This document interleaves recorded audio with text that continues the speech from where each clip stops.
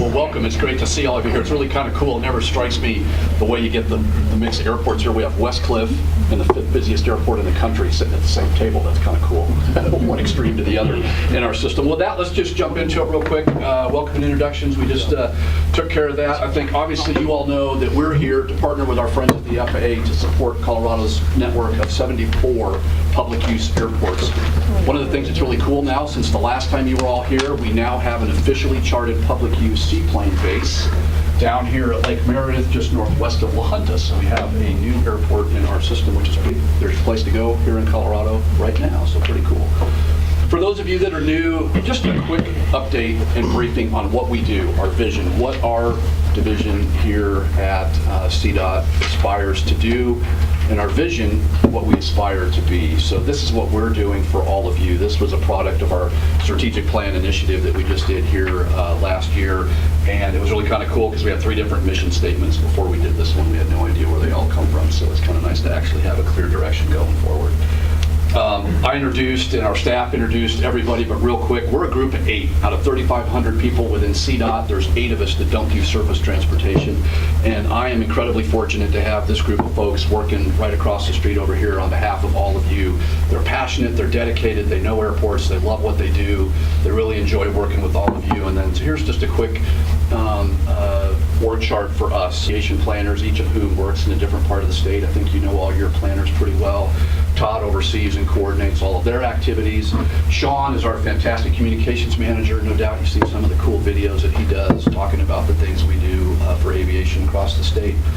Tanya Hill is our accounting and admin tech. She's over taking care of the shop this morning. Bryce Shuck, our business manager. He's the guy with all the good news lately. He'll get to talk to you a little bit later about that. And then myself, and then again, as a unique part of CDOT, for those of you that are new, even though we are part of CDOT, I only have a dotted line reporting structure to the director of CDOT. Our division is actually accountable to a 7-member aeronautical board that is a Type 1 board. That's the highest authority board within state government. That's the group that sets our budget, that sets our priorities. It gives us direction on the things that we invest our resources in. 7 of those, 2 come from the western slope, 2 come from the eastern slope, 1 specific of airports, 1 represents the pilot community, and 1 represents aviation interests at large. So we're really lucky. We've got a great group of people. You will see some new faces on the board over the next 3 years. The current governor has limited all of those to 2 3-year terms, and most of those are ending in the next year or 2, so you'll see a lot of new faces. So my charge to all of you as you go back to your community, if you can think of somebody that would really be a great advocate for aviation, that would have interest in serving on our aeronautical board, to get with me, because we're really trying to make sure we keep up that good history we've had of having great people on our board. So for a quick refresher, for those of you that are new, here's how we do what we do on behalf of all of you guys out there across the state. We receive all of the state aviation fuel taxes collected in Colorado. There's only 3. If you're an aircraft owner, you don't pay a registration fee, you don't pay a state property tax, you don't pay any other fees like that. All you pay is fuel, and the more you fly, we have a 2.9% sales tax on jet fuel. Here in Colorado, the airlines and commercial users are not exempt from that, so you can probably guess which airport generates most of the 93% of our revenue. We have a 4-cent per gallon excise tax on non-commercial jet fuel, in addition to the 2.9%. So for the corporate operators and private folks that own turbine aircraft, they pay that as well. And then small folks like us that fly single-engine piston, 6 cents a gallon in excise tax. So this current fiscal year, all of those taxes combined will net our division about $33 million of revenue. For those of you that were here 3.5 years ago when I started, it was about under 20 million. So we have really turned the corner. Consumption is up, prices are up, things are going great for us financially, so we're pretty excited about that. So what do we do with the money? A lot of folks sometimes forget that right off the bat, state statute says we have to rebate 67%, 5/4 to the airport where the fuel was sold. So again, you can guess which airport generates most of our revenue, and you can guess which airport Bryce cuts the biggest check to every month. And then, of course, you all can use that revenue to do whatever you want on your airport, as long as you're using it for aviation purposes. But the really cool part is that 30% that's the discretionary piece that we'll talk about throughout the day that we use to fund our grant program, our statewide initiatives, our internships, and all the other cool things we do, like remote tower and mountain AWOL ship. admin expenses, salary, overhead, building expenses, only 3% of our total revenue. So we really work hard to make every penny possible get invested back into our aviation system. So that's really it from our standpoint. We have a lot of great news for all of you. Our financial picture has turned around from the last time we were here last October. If you remember, it was not exactly the rosiest picture, but April of this year, the division returned to a positive and a sustainable financial balance, and we are continuing to see that increase, and so we're pretty excited about that. This next year's grant program, if you were at our board meeting, has been announced. It will be a $6 million CDAC program this coming spring, so we're excited about that. And the grant cap on federal grants was raised. It used to be $150 for the last several years as we were working to recover. That's now back up to the $250 it was before. Now that said, we don't match. I know you're all excited, we are too, but we're also playing catch up from 3 years of projects that we had to forego while we were trying to dig ourselves out of the financial hole. So be patient with us. It looks like FY 2020, a year from this January, will really be a robust program where we're going to get back into doing some cool, new, innovative things. But this next grant program, we're focused on the Meadow Lake runway, which was the first state local project we had to put off when the wheels fell off the airplane.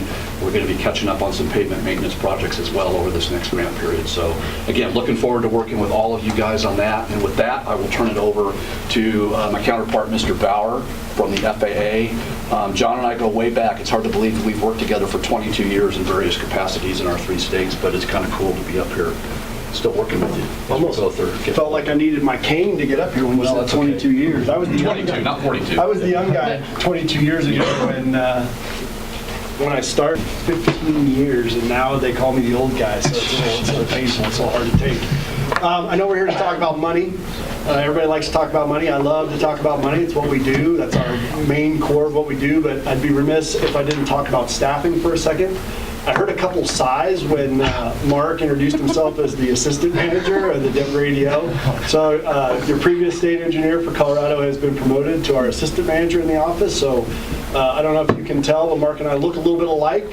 So I like to have a stunt double when things get bad. I send Mark in there. If I think things are really bad, I might put a flak jacket on him, but maybe not. But Mark has been promoted, so we've done a little bit of a transfer throughout our office. Kristen Brownson was good enough to come to Colorado. So she's coming from Utah. She was our Utah state engineer for 12 years. So it's a pretty big break for her to leave Utah. She's leaving Utah right in the New York City International Airport. She was also our project manager on the construction of the new St. George Airport. So she got a lot of experience. She, Mark, hold your ears for a second. She actually finds money better than Mark, just to give you some incentive.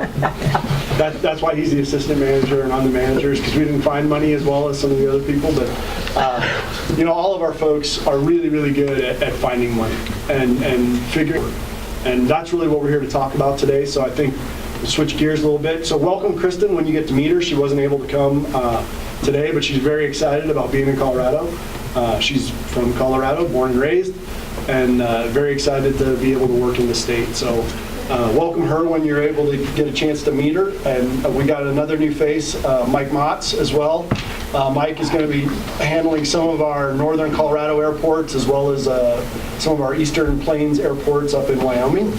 And we're also in the process of bringing another new engineer on and potentially a third.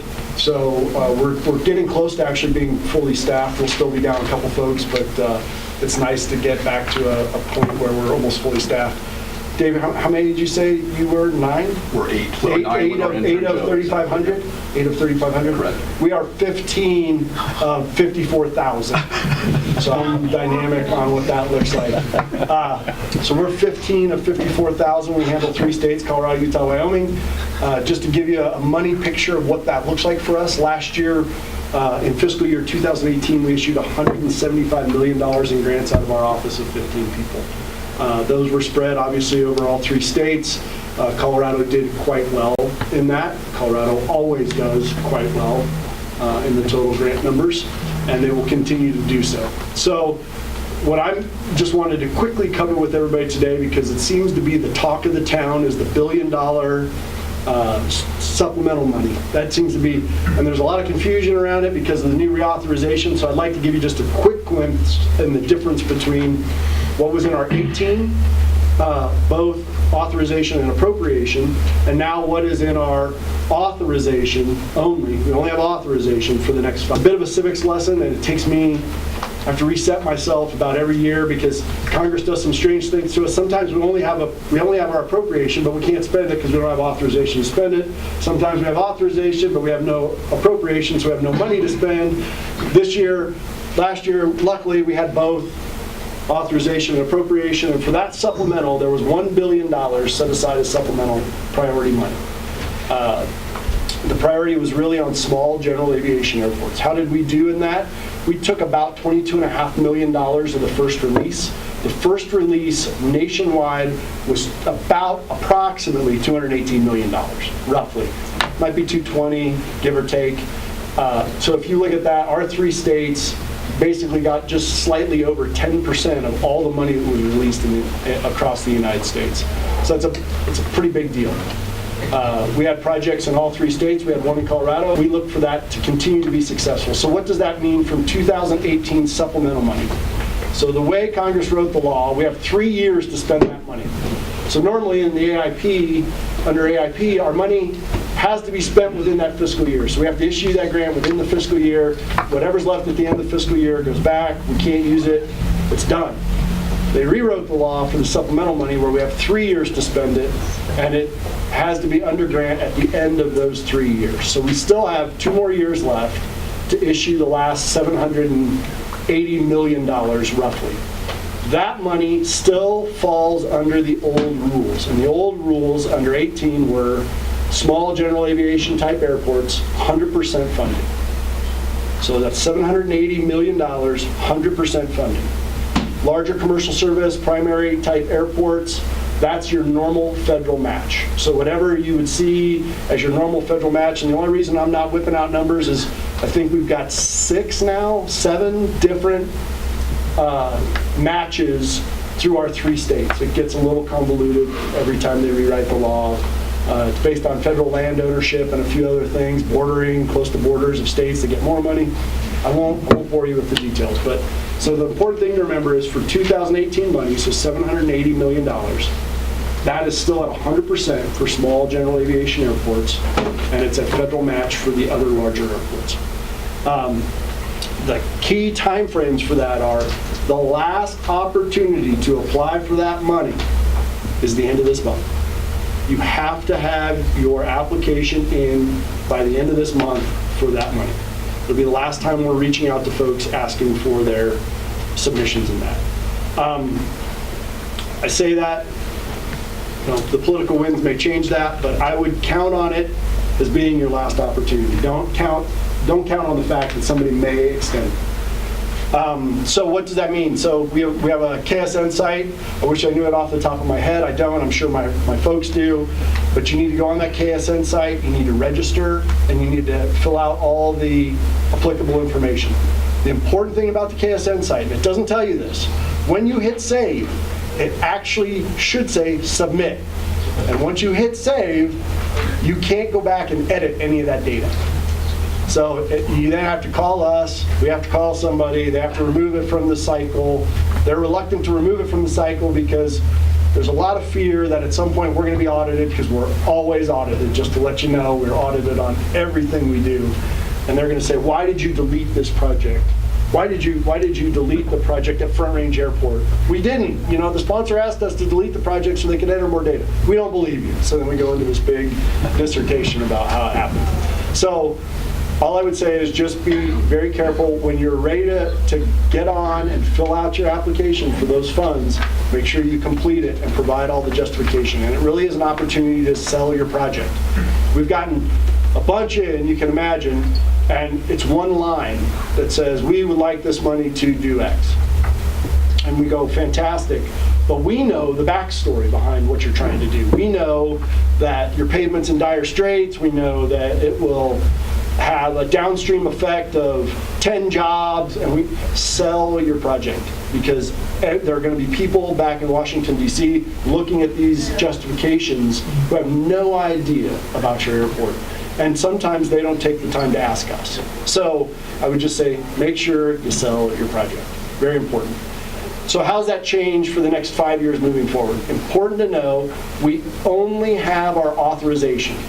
So there's no money behind it. So what that does is it allows the next Congress to come in, and the Appropriations Committee can actually then appropriate funds. Now the authorization sets the bar. So that sets the ceiling. So they can't go over that. They can appropriate up to that bar, but not above it. It's not legal. So what they did for the supplemental money under our re-auth, under the 5-year, was they made it 80-20 money across the board. So that means you're going to have to come up with 20% match on anything that you request. And we'll obviously be working with some of our partners to try and figure out if we've got some creative ways to take advantage of that. But 80-20 money is pretty tough. I mean, we've got people in our program today that can't do the 95-5 match and get work done because the projects are too big. So an 80-20 is going to put an interesting twist on this money if they actually appropriate the $1 billion for it.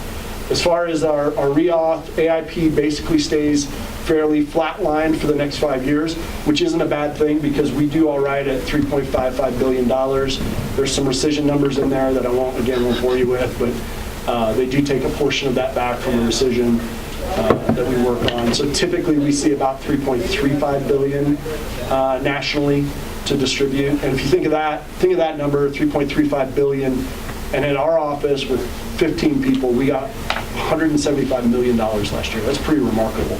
And it has a lot to do with the partnership that we have with the state, that we have with all of you, and working together to develop the CIPs. And that's really what we're here to talk about. The most important part is having that good, solid plan. What does it take to get there, and how can you help us leverage into more money?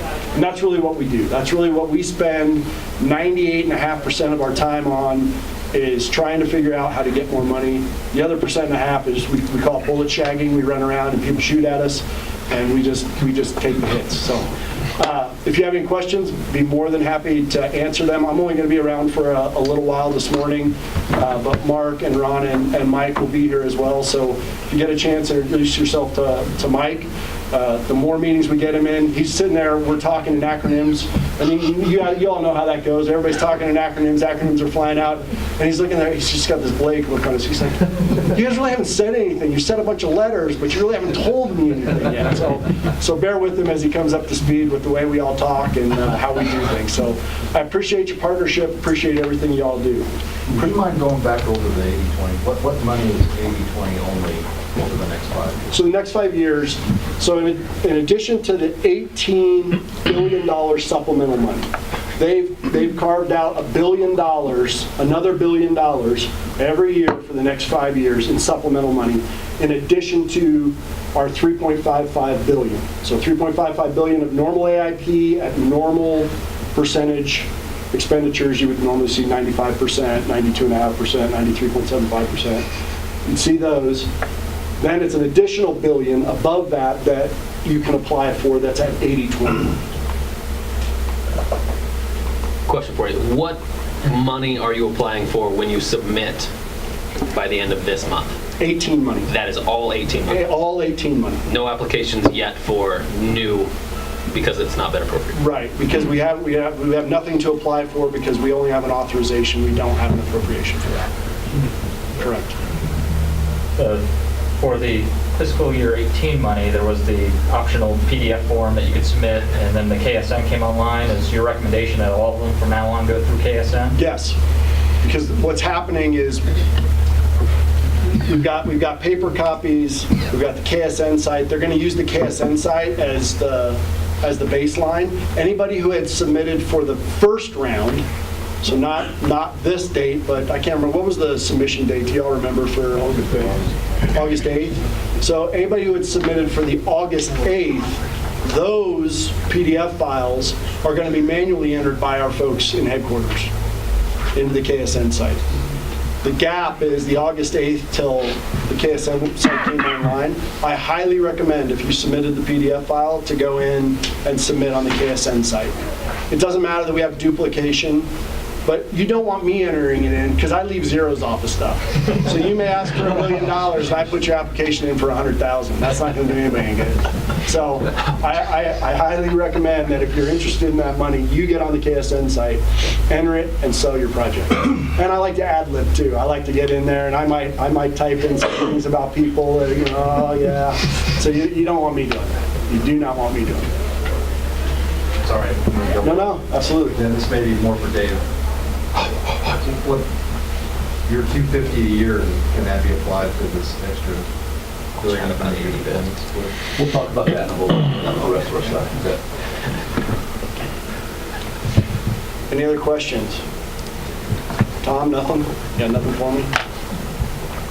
All right, well, thank you very much, and greatly appreciate the partnership. And I know, you know, I look out here and I see faces that, you know, all year we have these rocky situations that go on at every airport. Everybody's like, oh, it's only my airport. You know, oh, they remember me for this, they remember me for that. Know that the person you're sitting next to, we've dealt with their airport too this year. So it just is what the airport industry is, and that's how we work together, and that's how that partnership and relationship have really made us very successful. So thank you very much for that. Appreciate it. Thanks, Dave. Thanks, John. I got to tell you, it's really kind of cool for us. Every year, Todd and I and a couple other folks on our staff, we go to the National Association of State Aviation Officials Conference, which is the association group for state aviation folks, and we just came back a couple of weeks ago, and I think one of the things we always come home with is a real appreciation for how awesome our ADO is and what a great partnership we have here in Colorado, because I can tell you that does not exist in a lot of places across the country. And we're really fortunate to have John and his team wired like us with the same goal of trying to maximize the amount of money that comes to all of you across Colorado. So we really appreciate our partnership with you, John. It's actually one of the reasons our office is here at Front Range Airport, because we're only a 10-minute drive from John's office, and our team is over there all the time meeting with you and him and his staff to try to do that. So again, John, thank you for your partnership. It's been fantastic. So with that, just real quickly, I'll kind of circle back to some of the things I gave you a little precursor on. Financial update. Bryce, I'll have you come up here. You can join me too.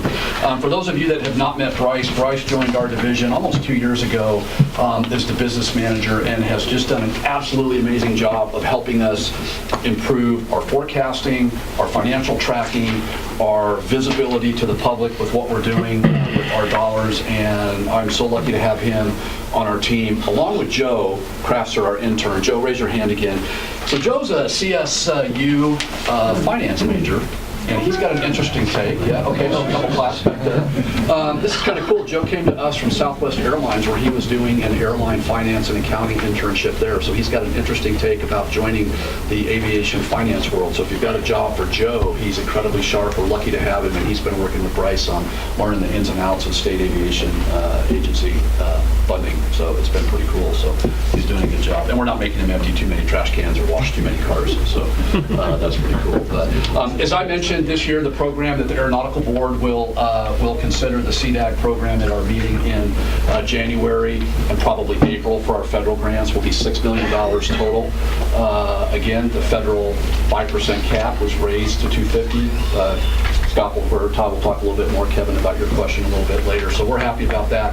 Right now, the way the forecasting is going, Bryce is going to talk about it, we only expect our program to become more robust over the next few years. So we're excited about that. We're excited about the opportunities that brings. So with that, I will let Bryce talk a little bit about some of our financial information. One of the things that we changed when I came on is we got a lot more transparent with our financial information. Every month, whether the board meets or not, all of this information is posted on our website. You can see all the details about how we're doing financially. Our board packets are posted to our website the same day they're sent to the Aeronautical Board, about a week before our meeting. So if you want any of this data, it's readily available on our website, and if you can't find it, just call one of us and we'll help you do it. So I'll correct Dave on one thing though. I've been here almost 3 years. It's just I'm so enjoyable to be around. It seems like 2 years. He's Canadian though, so in American, it's 2 years. Conversion rate, it's 3 years for 2. So no, this is exciting to be up here this year. It's the first year I haven't been worried I'm going to have stuff thrown at me. So we've got good news. We've got black numbers on the board. Essentially, our cash balance has recovered. We are no longer in the negative. We are no longer bouncing between the two. At the end of September, we finished the month with about $8.7 million in the bank. A little artificially high due to some timing within CDOT. At the end of this month, our cash balance should be right around the $7 million range. We are forecasting that to slightly increase throughout the year here, and we'll get to that in another slide. But the overall message to take out of this is we are healthy. Obviously, the fluids, specifically in Denver, drives a lot of that, as well do higher oil prices. So I'm not going to lie, a lot of people probably don't like this. I cheer when oil prices go up. It means we have more revenue. It means we can get more money out to you guys. That's a good thing. Again, cash balance is looking healthy. And as Dave mentioned, these are always up on the webpage after every board meeting and every month when we update to the board as well. So there's good information here should you ever care to look at that in the interim, and you can reach out to me if you have specific questions as well. Showing our revenue forecast for the year. For September, we brought in about $3.1 million higher. It was a little bit higher than forecast, but that's also the way the fuel prices keep trending up. The way we forecast revenue is definitely on the conservative side of things. We take the EI forecast. In the short term, we knock it down about 6.5% because historically that's what it's been at. Long term, we knock it down a little bit more. So we are basically ensuring that we have a good handle on our finances, and most surprises will be to the good. We got more money rather than less, as we had seen historically. Just quickly, obviously September was the end of our fiscal quarter. We did up our revenue forecast from just under $30 million to about $33 million for FY19, which for us again is July through June. Good news all around here.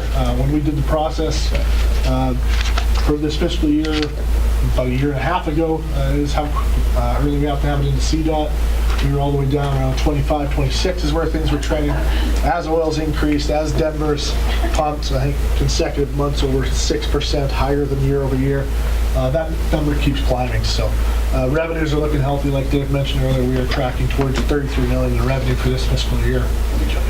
Yep. So one of the things that is new on our financial report, if you were here last year, we talked about the contingency fund that the division has implemented and stood up, as approved by the Aeronautical Board. One of the challenges we ran into back in 2015 is we ran out of money and we didn't give you all enough notice that we run out of money. We're not going to let that happen again. We can never promise that oil will not tank and go back down to $20 or $30 a barrel. We can never promise that, obviously. What we can promise is that we will set aside enough money in the contingency fund to meet our current year grant obligations and what we told you we would fund for the next year before we make any cuts to the program, so that you at least have almost 2 full cycles of advance notice that we're going to have to reduce our program. So one of the things that Bryce is going to talk about is our new forecasting, so that we manage our contingency balance to make sure that we do that, and that our contingency balance doesn't get so high. Right before I got here, our division balance had reached almost $40 million. That's way too much. We don't want that much money in the account. So Bryce has come up with a great contingency plan, and we're going to start reporting to the CAB on that. We did this month, actually. This was the first time I saw this. So yeah. So building upon that, the key lines here on the contingency graph are the blue. This projects our year-end cash balances, basically, and these are calendar years, not our fiscal year, to line up with the grant cycles. So we have that. But essentially, as you can see here, our grant program has gone from $2 million for 2018, and for 2019, as Dave mentioned earlier, it's going to be about $6 million. Even with that increase, you can see our cash balance continuing to rise. What that means in practical terms for everybody here is next year's number probably is going to have to rise up too. Now, where that'll be determined as we get closer to it. But you can see here, given our healthy financial situation, as Dave mentioned, as long as oil doesn't, tank down significantly, as long as Denver's flowage doesn't crank down, because that's roughly 77% of our division's revenue is sales tax at Denver. So that's obviously the big driver. Barring something unforeseen, something drastic, you're looking at an even healthier program next year. But when you look at this here, really the key thing, here's our blue line, Here's our red line showing how healthy we are. We can already see as we project forward to the end of this year, we're going to be pretty well covered as far as the 2019 grant program. We don't want this, like Dave said, getting way up here. So the most efficient way to lower that is by increasing future grant programs so that that balance keeps coming down. So as you mentioned, the big takeaway from the contingency slide is we know what our cash is, we know what we're committing to the future, and should there be any unforeseen drop, and I'm not going to say unforeseen, when oil hits the bricks again, because we all know it will eventually, we have a plan. It's not going to affect our current message for the next year. Even the year out is going to be largely covered, planned for under worst case things. So we have a plan. We're not going to come to you 3 months, 3 weeks, 3 days before grants is supposed to go out and say, hold the phone here. So we'll have that covered. Again, we don't ever want to see the division get back to where it was 5-6 years ago. So that's the whole purpose of that slide. And I'm just going to follow it up. You've already heard me reference flowage at Denver. For September, they set a new September record with 43.5 million gallons in flowage. We keep seeing trends. I mean, you can look, gray is 2016, blue is 27, the red is 2018. They keep growing and growing and growing. So do our revenues coincide with that, obviously. So as we forecast that, and we get the information on the next month's forecast right there. That comes directly from the fuel providers at Denver. They let us know how much they're planning on turning on the faucet, basically, to get all the vendors their fuel at Denver. So we've got a pretty good look at that. We've built a pretty good relationship with that. So we have a real good short-term picture of what's going to be there. And then as we roll out into future forecasts and stuff, it's mostly based on historical data. We've kind of capped the month-over-month increases in that because it's not practical to show a 7% increase in flowage in September year over year. Obviously, that can't continue into perpetuity, but we do have a conservative outlook as far as flowage, which ties into our forecast. So good numbers all around. You can see most of the trend lines there are relatively static as far as month-over-month trends. It's just the amounts that keep increasing. So we did good data there. And again, all of these and a few other slides are available every month on the website that we present at the board meeting as well. So I think that's it from the financials, or did I have one more? That's it. Any questions on any of that? So one of the things, I know we keep talking about Denver and their flowage, but I think what we're seeing statewide, almost every airport is seeing more fuel flowage than they have previously. I'm seeing a lot of nods. We just tend to track Denver because, again, it's 77% of our revenue, but aviation is kind of kicking ass statewide is what we're really finding right now, and that's really helping us out. So again, happy to answer any questions on the finances if you ever have any questions like that. We've referenced our board meetings. The board typically meets the second Wednesday of every other month. 3 of those are typically here at Front Range at our offices. 3 of them are on the road. We hold a board meeting in conjunction with each of the 2 CAOA meetings, one at the Winter Legislative Conference, one at the Summer Conference, and then we typically do one other visit around the state. We'll be coming down to see Mr. Mampet in Telluride in 2019 and having a meeting down in your neck of the woods. Did he look shocked?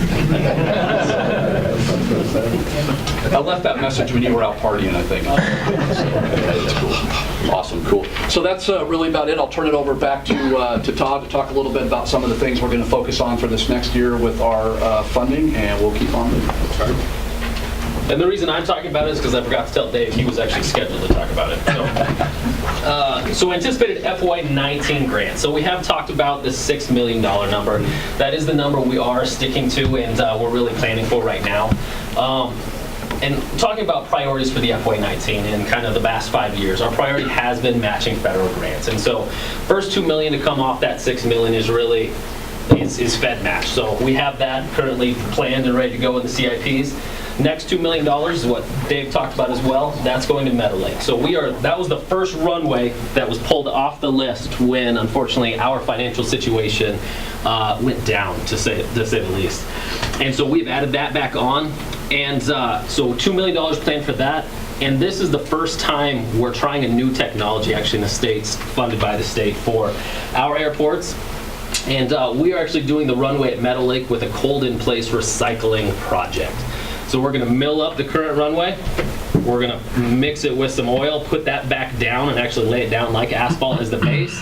And then we're going to cap it with another 2 inches of new asphalt. So this is, since the FAA is not involved with this project, we actually can try something new to see if there is some new technology out there to help us do more with less money. And so Caitlin's been running this project from our office, and J-Aviation has really been helping with this as well. And there is a federal spec for this, but it's purely in draft form at this point. So we're honestly excited to try something new in the state to see if we can have a better product going forward and have some other opportunities going forward. So that's $4 million. And I'll jump to the next piece. So that leaves us about $2 million to play with on top of those two programs. And that really comes into this state and locally funded pavement maintenance. For the past 3 years, even more than that, we have had to delay a lot of projects because we haven't had the money to fund them. And so I, along with the planners, are actually reaching into CIPs, looking at PCIs, and we are selecting some projects to pull forward for certain airports around the state. We've talked to some of you, we haven't talked to others, but honestly, we are hoping to spend around $2 million for specific pavement maintenance projects in FY19. So if we haven't contacted you guys, you will be contacted here in the near future to talk about that. But again, so that accounts kind of for that $6 million program. And as Bryce just talked about, I don't dread going into the finance office anymore. 3 years ago, that was never a good talk when I go in there. But as you saw all those lines trending up, he's responsible for making sure that the money is there, and I, along with the planners, are responsible for spending it. So, we will not have an issue spending it. So FY19, that kind of gives you that idea. The beyond funding limits. We are still working on what that looks like, because I still consider us somewhat in the recovery mode from our financial downturn. So over the next year, after we get through this grant cycle, we're really going to be sitting down as a staff, sitting down with airports, trying to figure out what the best direction for us should be. So we are hopefully going to define that FY20, what that looks like, because it doesn't make sense for us to leave it at 5% up to 250, or do we go back to the days of 5% up to 400, or $500,000, or honestly 5% with no cap, depending on what that means. So we are still working on that. And Kevin, to your specific comment about if the FAA is going to come out with another $1 billion that has 80-20 associated with it, we are really going to look at what that means in our office and how we can help with that. Because as I've said, one of the main priorities coming out of our office is matching federal funds. And if we can get some additional funds that the FAA is really good at bringing into our state, honestly, that's a big thing for us, and we are going to look at it hard to see where we can help with that. And Dave mentioned it. Our partnership with the FAA ADO is unmatched across the U.S. So we sit down with them on a monthly basis for a standing meeting. And honestly, the first thing on that meeting agenda has always been the $1 billion as it's come up. And so we are really watching to see where we think those projects, or even what the list of projects may be at that point, so we can have an idea and be able to make an informed judgment as that stuff's coming up. So we are watching that really close from our office, and honestly, I think the FAA is getting tired of us asking, like, oh, what are we doing with the $1 billion?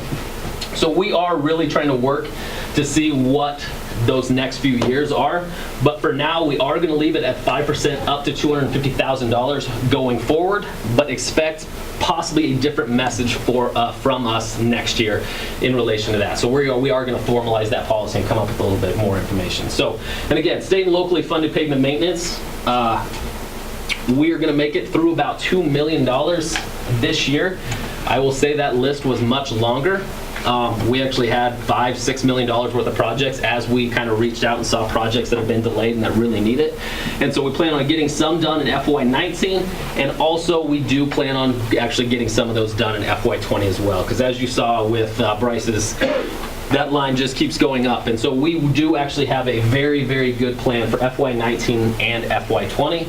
But again, as we go through CIP process that Scott will talk about up later in the agenda, we may be pulling some projects actually from 21 into 20 as well, just to fill up kind of that project list. So that's really what we're anticipating for state funding at this point.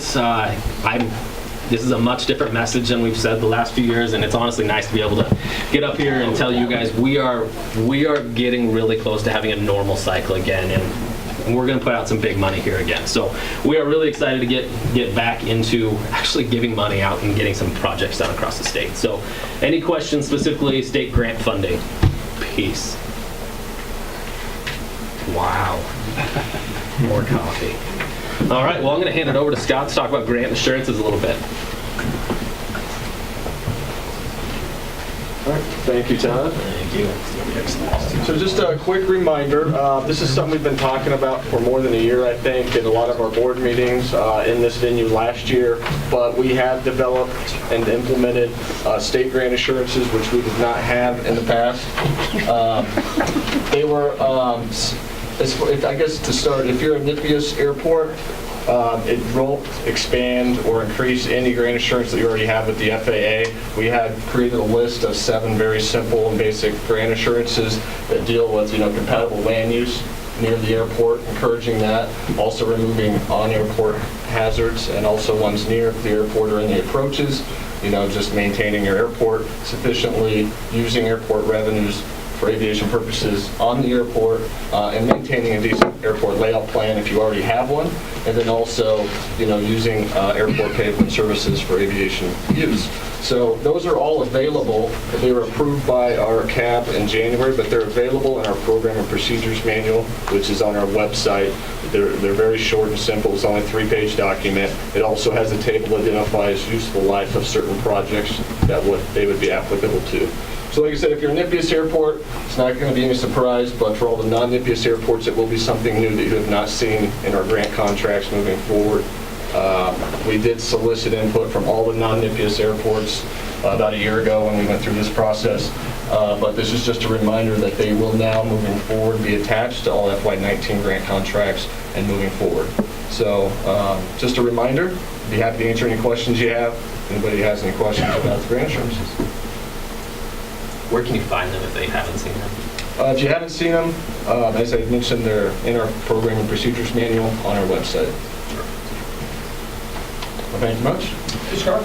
Yeah. The compatible land use and safe and efficient preservation of navigable airspace. Is there any coordination between CAB and CDOT and the State Attorney General's office with supporting, promoting, encouraging 1041 regulations for the counties? Let's have that conversation offline. That's a long conversation. We'll talk about what the AG has said they would do to enforce those if needed. I guess the short answer is there has been some coordination and discussion, but I mean, we can catch up with you after this afternoon and maybe go into some detail on the efforts in regards to that. Anybody else? All right. Thank you. Sure. Okay. So next big topic, as I said, we're kind of responsible for spending the money as Bryce makes sure we have it. So above and beyond what we grant out to states, to airports for project-specific funding, we are also able to use some of that aviation fund to do things that have benefits beyond one airport and actually see a statewide benefit. So this is the current list of our statewide initiatives. Hopefully this is not the first time you've seen this. Something new it may be. And we're not going to go into each of them actually today. But within WIMS, we actually have a tab that kind of goes into each of these kind of in detail. So the ones on the left are kind of our normal programs we keep doing. They are really great. We spend about $1.2 to $1.5 million on these programs every year. We're going to go into the ones on the right a little bit more in detail because those have seen some change in recent. But keep in mind, this is the current list. As Bryce talks about, more money keeps coming in. So we really are looking at really new opportunities that have that statewide benefit. And so we have a lot of ideas getting thrown around our office. We're trying to figure out if those make sense for the whole state or if that's something we should back off on. But again, we're really looking at what opportunities we have as we come into more funding. But I'm also going to throw that to you guys as well. If you guys have some ideas that would honestly have, you see, a bigger impact, not just your airport, but statewide, talk to us about those, because we are really looking to see what that next cool program could be. And to be happy, we finally have the money to actually be able to say yes to good ideas that we haven't been able to in the past. So current list, if you have any questions about the ones on the left, I'd be happy to answer those now. But beyond that, we're going to kind of jump into the ones on the right and kind of get in more detail on those, just because those have seen some changes, some updates, and there's a lot of movement going on in that section right now. So any questions, statewide initiatives? Perfect. We'll jump over to Dave to start with the Romo Tower project. So hopefully everybody has heard about this little thing we've been working on up at the Northern Colorado Regional Airport. We hit a huge milestone in August with our remote tower project. We actually, after 3 years of human factors study and all of the things you have to do to design that, we actually put in the remote tower equipment. It includes the camera and the control room, and the initial part of the passive or observational testing is actually underway as we speak. I was up there yesterday. It's pretty cool. Hopefully at some point in the near future we'll be able to do a public tour and let you all see it once the FAA gives us the okay to do that. But that project is going really, really well, and long story short, we're on track right now, barring any really, really unforeseen circumstances, that the remote tower up there will be certified in early 2020, mid-2020, which sounds far away. I don't know why 2020 sounds like it's so far away. It's not. But it's really cool. The technology is working pretty well. They're making some tweaks. So the way that's going to work for the next probably about 6 months, they do what's called phase 0 or passive testing, and all they're doing is just watching the airplanes on the screen from the cameras. This is what it looks like. There's an array of monitors. It's a room about 2/3 the size of this room, and on one wall is an array of monitors that overlook the view of the airport with the controller sitting at a workstation there. And so what they're doing now is, is the camera pointed the right way? Does it have the right exposure setting? Is there any delay? Is the software working the way? And they're just watching the airplanes. They're not controlling any traffic. The next phase that will start next summer will be phase 1 or active testing. What they'll do is they'll bring in a mobile air traffic control tower. That's a tower on a trailer like you might see at an air show. They will actually turn on the Class Delta airspace at FNL, run it from that mobile tower with people looking out the window while the controllers are in this room still doing some more fine-tuning and kind of following along, much like a student pilot might on the controls with a flight instructor. So the last phase will be the mobile tower goes away and they actually start controlling traffic from this room. And so this is really cool. It's going really, really well. The setup is phenomenal. The visibility is unbelievably cool. We just cannot wait to see what the next iteration of this might be in the state. I'm looking around the room at several of you that might be potential candidates for an expansion of this program down the road, and we're excited about what the next iteration of this cool program might be. Just as a reminder, before we had run into our financial difficulties, we are paying for almost all of this. We contributed $8.8 million to the FAA to do this on our behalf. Sea Ridge Technology, who is the company that the FAA selected to do the work, contributed a significant amount of in-kind work in terms of equipment and support and technical expertise. But it's going really, really well so far, and it's cool after all those years, again, to finally see something in the ground and up and running, so we're pretty excited about that. If you want to see what's going on, get the latest pictures, Sean's been doing some great videos with that. We're really trying to document the process all the way through. ColoradoRemoteTower.com is our project website. We got a lot of information, videos, all kinds of cool stuff up there about the project if you're interested in learning more, and we're going to keep this updated as the project moves forward. Any questions on remote tower? Real quick. Yeah. Where's that room located? So that room is located, it's the old terminal building. If you've been to FNL, it's right on the airport. For simplicity's sake and for cost's sake, we didn't try to make it be 50 miles away, even though in theory it could be. We kept it right on the airport. Yeah, Kevin. Will you anticipate having all the functions in the normal command control tower, the ground?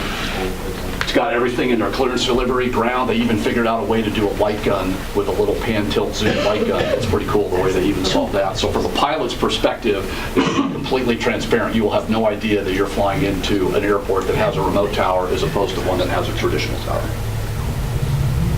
So the next thing, just real briefly to give you an update on our state infrastructure bank loan program. I'm pretty excited. In the 3.5 years that I've been the director, we have 4 airports that have taken up state infrastructure bank loans. For those of you not familiar with this program, it's a low interest revolving fund dedicated just for airports that has a pretty broad eligibility standard. So if you've got a unique project on your airport that maybe doesn't qualify for FAA funding or you don't have the local funding for, we would love to talk to you about our state infrastructure bank loan program. Greeley, Colorado Springs, Centennial, and very soon Rocky Mountain Metro are taking up loans under that program. Assuming the Rocky Mountain Metro loan gets approved next month, we'll have about $6 million in that account. Total, that account is actually worth, note here, about $21.6 million. And the cool thing about that program is the more loans we get out, the bigger that program gets, because all that interest goes right back into that fund. So to give you an example, with all the loans that are outstanding today, that balance grew by over $500,000 last year because of the interest going back into it. So the more loans we get out, the bigger that gets, the more money we have to loan. Angela, yeah? The interest rate is 3%. 3%. Is that 5%? It's not. It's typically just a recommendation that the Transportation Commission takes up from the accounting and administration folks. It generally tends to follow Fed interest rates, but 3% is still pretty cheap money. It's not a very complicated process to get one. We try to make it as easy as we can. So if you're interested, get with your planner, get with us. We'd love to help you navigate that process and talk about what's eligible and help you do that. So it's really a cool funding alternative that we'd love. It's really exciting. We've got more loans out in the last 3 years than we had in the previous 10. So we're really working hard to make that an easy program to take advantage of. So pretty cool. And when do they set that for interest rate? How often does that The change? rate is typically set annually. It can be set more often at the Transportation Commission. The Transportation Commission, which is the Aeronautical Board's analog that oversees the highway side, sets the rate because there's also a fund for highway loans that's separate from ours. But the Transportation Commission is the ultimate approver of all of the SIB loans, including those for aeronautics. Yeah. Once you have the loan, it's a fixed rate. Fixed rate, 10-year maximum repayment, annual payments. You can pay it more often. I sound like the person on the credit card had no penalty for early repayment. What's in your wallet? You know, and so it's again, it's a really cool program, and again, it can fund a lot of things that are not eligible for FAA money, especially things that generate revenue, which is cool. So. Lastly, I think as you all know, one of the things that we had to forego during our financial challenges was the update to our state aviation system plan and our aviation economic impact study. Our system plan was last updated in 2011 using 2010 data. It's really out of date. We try to keep those on a 5-year cycle. So we really are starting fresh with our system plan update. And the state system plan is really the guiding document that says, from the state of Colorado's perspective, here's what we want our airport system to do. Here's the needs we want it to meet all across the state. Here's how it interfaces with surface transportation. And then that information helps us inform how we prioritize our money, helps you with CIPs, helps the FAA with the priorities that we address. So we're excited about that kicking off. Kimley Horn is doing that work for us. I'm asking all of you airport directors, you are about to get a call in the next few weeks from Kimley Horn. They're going to set up a time to go through a very detailed survey with you. That's the first part of the study, is getting the inventory of what's going on at your airport, what your needs are, what you're seeing. Please be responsive, because the end product is only as good as the stuff that goes into it. And it's going to be a little tedious. The survey's kind of lengthy, but it's all important stuff that we're trying to use to make a really good system plan. All of that same information is going to be used to update the Aviation Economic Impact Study, which was last done in 2013. And I know everybody's chomping at the bit for that, especially Kim at DEN has really been hassling me about how that's going. And we're excited about that. All of that information is also going to inform the Economic Impact Study. So the good news is, unlike years past, you only have to do one survey, because we're going to use it. That's going to be kind of our intent going forward. But help us, help you. Our planners will be here to help you fill out the survey and to be kind of prodding you along. But we're going to be starting that here next month and working through the next couple of months over winter, some of the peak seasons at some of our seasonal resort airports, and getting some information at the key times of the year. So you'll hear more from Kimley Horn at the CAOA conference. If you come down in January, they'll give you an update on where we're at with that. But we expect to have the system plan and the economic impact study done probably mid-2020. So again, it sounds so far away, but that's really not that far down the road. So again, for the economic impact study, we will have the same sort of individual airport brochures that you are all used to, that you can take back in your community and share your individual economic impact. The one thing that we are definitely doing different this year is we are making our model open source, so anybody can see how those numbers were calculated, because one of the biggest things that always happens with economic impact studies, somebody cries BS on your number. And they're always going to have that no matter what. But one of the things we're trying to do to make those numbers as defensible and transparent as possible is say, you may disagree with it, but here's how we came up with it. So that's kind of cool. The other thing we're working on is a dynamic tool that will allow an airport to get with us and say, if I added this number of new hangars or this new airline service, what would that do to my economic impact number? We'll be able to do that between updates. and be able to give that information back to you. So we're excited about that. Scott Story's been leading that up on our team's doing a fantastic job. Kibley Horn's off to a great start, and it's hard to say you get excited about a system plan, but it's pretty exciting for us because we haven't done one in a while. So we're excited about that. Any questions on the system plan or anything you need to add to that? One thing I wanted to bring up as well, Dave was talking about this heavy lift that's coming with the airport data surveys. In the past few years, to be eligible for a state grant, we've had the requirement of you had to update your airport profile in the sustainability portal within WIMS. We are taking that requirement off this year, really because of this heavy load of this airport data survey. And a lot of that is going to be overlap, but again, I just wanted to let everyone know here that requirement to be able to submit that grant, a state grant this year, that requirement has come off, knowing that we're really going to be leaning on you guys for these airport data surveys. So I wanted to get that piece out of there as well, talking about statewide initiatives. Any questions on any of that? You guys are an easy crowd. I know. Cool. All right. I think You're up next. I think Caitlin's up next for surplus. Good morning. This is the most exciting topic of the day. There's 24 airports in the room. How many of you have never heard of surplus before? One liar. How many of you have utilized surplus before? Most of the room. Okay. So for those of you that aren't completely aware of how surplus works, we help facilitate the sale from Denver. Denver is wonderful about giving us equipment that has just been removed from the fleet that they are getting ready to get rid of by statute. The stuff that's airside related, we get a crack at that. They decide which pieces we get to sell to the rest of you. The board is very passionate about this program, as is the rest of the staff. This takes a lot of lift out of the CIP. And it allows you guys to get quality pieces of equipment that have been maintained by Denver to then have a new useful life at your airports. The board the past 2 years has given us $500,000 because we're trying to expand the program past Denver. So if any of you guys have pieces of equipment that you think may have another useful life at another airport past your own, there's a lot of small airports around the state that could very much use the stuff that it may be too tired for you, but it may have just enough energy for some little airport in one corner of the state. Generally, the sales change time to time, but we'll do 80% of the first pick, and then 50% of the second 2 picks, and then if you buy more than 3 pieces, because they're just such great deals sometimes, you can pay 100% of that one.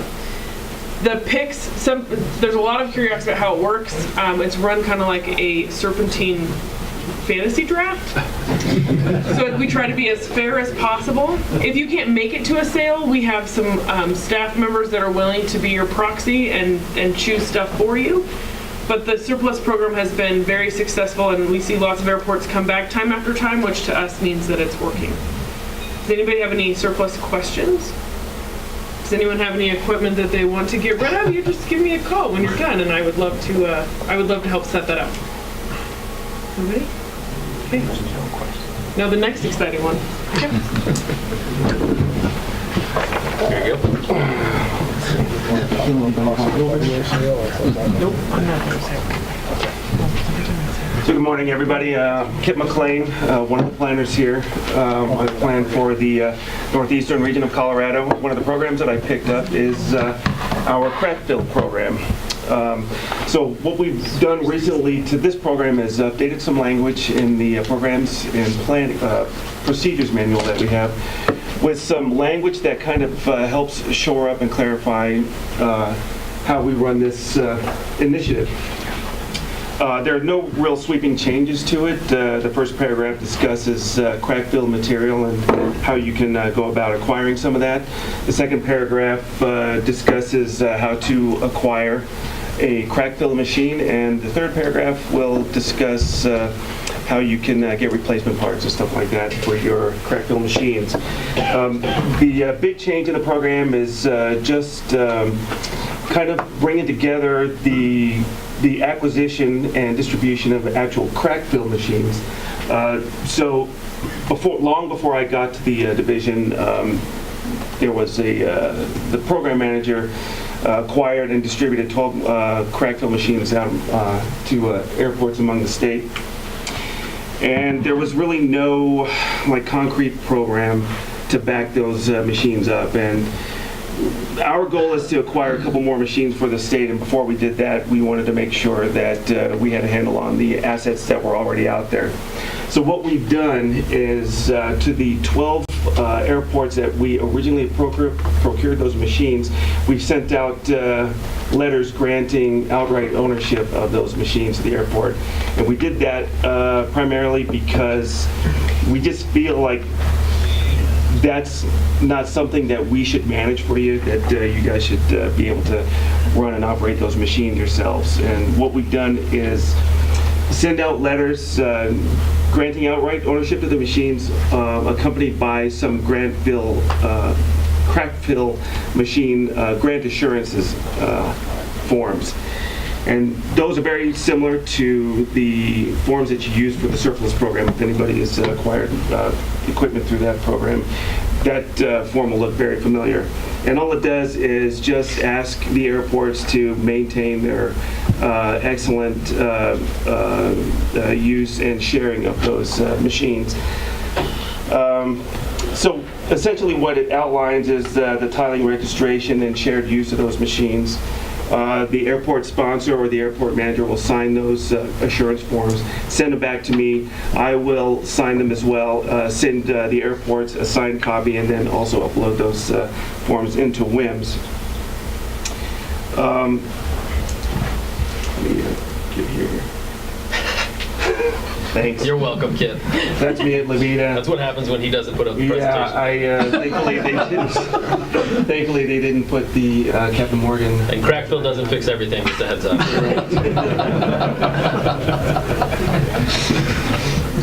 So,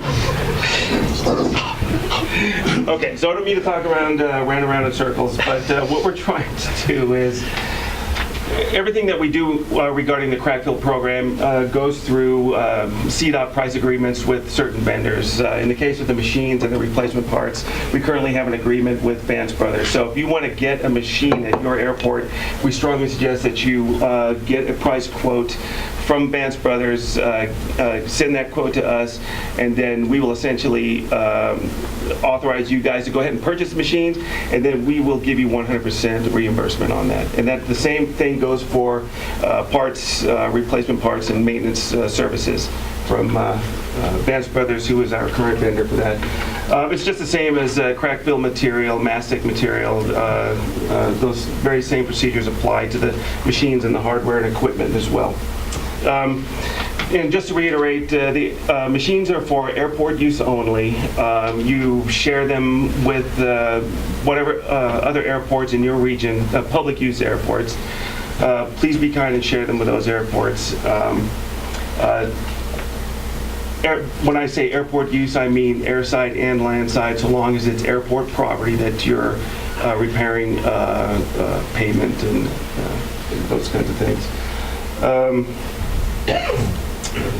So we recognize a need for a couple more machines within the state, and you can see these circles right here indicate our next targeted area. So we've kind of highlighted a couple of airports, Lamar and Alamosa, but that could be open for discussion so long as these regions are covered and the machines are shared among those airports. We also recognize a need for another machine needed in the Denver metro area, and we've had some people show interest, but we haven't determined exactly where those machines are going to go, but those will be our priority right there for now.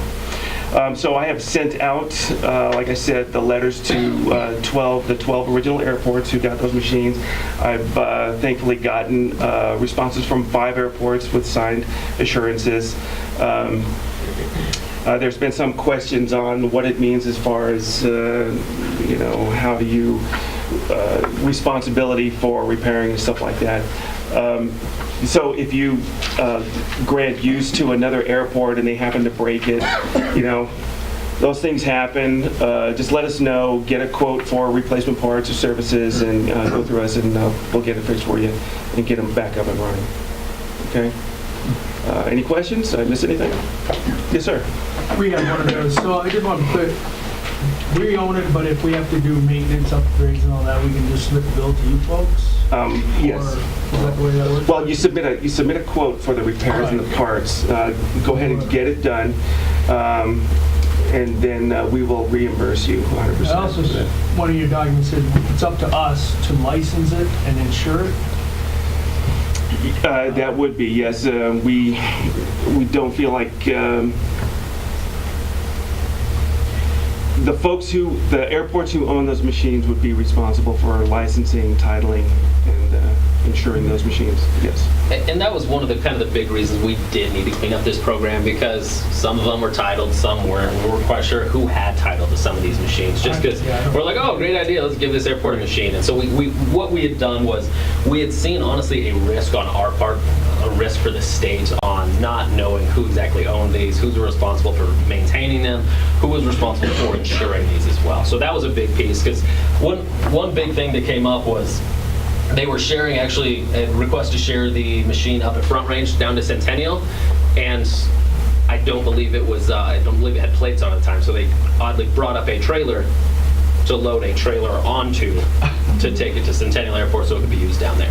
So these machines are portable machines, and so that was we were cleaning that up, and we got with our risk team with CDOT and determined that the best way to move forward to reduce the risk for us and kind of give those airports the best latitude to do what they need to was to give ownership completely over to them, but also require that they will plate them, they will insure them, and keep them maintained. So that was kind of the reason behind that. It was really just to clean up a program that it was an awesome idea, just not managed absolutely. We had zero guidance, nothing in writing whatsoever, so that's why we're doing it. Yes, sir. Yeah, is labor a reimbursable item on the repairs with parts? I'd be open to talking about it. Right, yeah, wouldn't just say no to something like that. Just communicate with us and we'll work out the best course of action. Absolutely. Yes, sir. Do you want us to submit those quotes for a planner, or do you Submit to a planner is fine. Yep. Anything else? And one thing I will bring up, so as you can see, this is the map of the 12 we have out there currently. Does everyone know where your closest machine is? Yeah, good job. And so one of the questions that came up as Kip was going down this road, we got a call from an airport that said, why would I want to take ownership of this, be responsible for plating and be responsible for the insurance? And I was like, you also get first chance to use it. So you kind of get first dibs on that. So that's kind of the relationship we're trying to work with here. Is you are the one that kind of has control over that machine. They'll contact you to get that machine. You can say, oh, I'm using it that week. Sorry, you have to find another week. So those are kind of the benefits also to those airports that house these machines.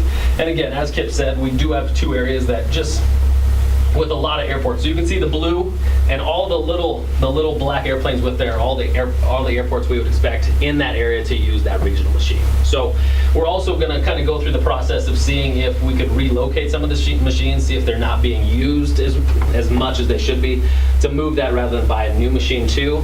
And then as Kip talked about, the idea of using mastic. The current machines out there are only for crack fill right now, but we do have the opportunity to purchase a dual-use machine too, if there's actually a need for that too. Has anybody ever used mastic at their airport? Good answer. He helped us fix our parking lot. So one thing about sharing among airports is, so these are the airports that should be serviced by the owning airport. However, if that machine is in use somewhere else, then there should be a lot of free cross usage if it's necessary. For instance, if somebody up at Holyoke can't get one from Akron because it's being used, they should be able to go to Sterling and ask, so on and so forth. So we're not necessarily trying to govern and manage, but we are asking that you guys share those machines and be good neighbors with them, and and also asking all the airports who use them to please maintain them and take care of them. We are absolutely 100% ready to help you with maintaining those machines, and we definitely encourage good stewardship, as has been the case in the past. And then the last thing I will say is we honestly don't expect to put a crack fill machine at every airport. That's not what we're going to fund. We're not going to fund 100% of crack fill machines at every airport. But if you do feel like you do not have access to one of these regional machines, please let us know. Because again, this is just purely kind of the areas we've come up with internally, the staff, and then also the metro area, because there's a lot of pavement in the metro area. These are the areas we have kind of picked as there's not one near, and you're spending 2 hours to go get one, and then at that point you have some wasted time. So if you are an airport that doesn't feel like you have good access to one of these machines, please let us know. But again, we don't plan on funding a machine to all the airports around the state. We do see this as kind of a statewide benefit and using regional machines with this program. Any other questions? Awesome. Barb? Thank you. Oh, okay. Todd, you're up. Okay, this will be interesting. So, this is kind of into some things that have changed over the last year. This is some stuff we've been working on. We're always trying to figure out a way to make WIMS better. So we started the use of Salesforce, which is the back end of WIMS. We started this 6.5, 7 years ago, and we are continually making updates to it. So today, I'm letting you know that we are actually transitioning our current website to a different website. You literally won't be able to tell because that was the purpose of it. What that really means is that the link you go to currently will need to be changed to a link that looks just a little bit different. So this is the first time anybody's hearing about this. We're actually rolling it out at today's meeting. We won't actually send out this email until probably this weekend, so we can get through the week. But I will be changing all of your user information over to a new setup, and this email will automatically go out to you with the updated link. And then also your username and password will not change. Again, you honestly shouldn't see really a difference as you go to log in. But we are updating kind of user information. And within here, if you do have some people on staff that are like, hey, I just got this email and you don't need access to WIMS anymore, let us know so we can shut off that access. But that is going to be the big thing. So there will be a new link to go to the new WIMS, and I will be updating all of the old links, so it should redirect you to the correct site as you go through. So we are trying to make that as easy as possible. But again, expect to see an email coming from the division with a new link, and then it'll also remind you of your username. If you were like me and your computer knows your username and password, you have no idea what your password is anymore. That's the reason I had to use my computer, because I didn't know my password. There's a way within this link to be able to just reset your password and have it emailed to you. So we do expect this will be kind of an ongoing fix, but again, we're going over to a new setup, and honestly, the new design or the new requirement of Salesforce to upgrade the system. But again, we tried to make it so you actually won't see a whole lot of change, but it just works with the new license structure. So I'm going to give you a demo of kind of some of the new things you will see within WIMS, hopefully.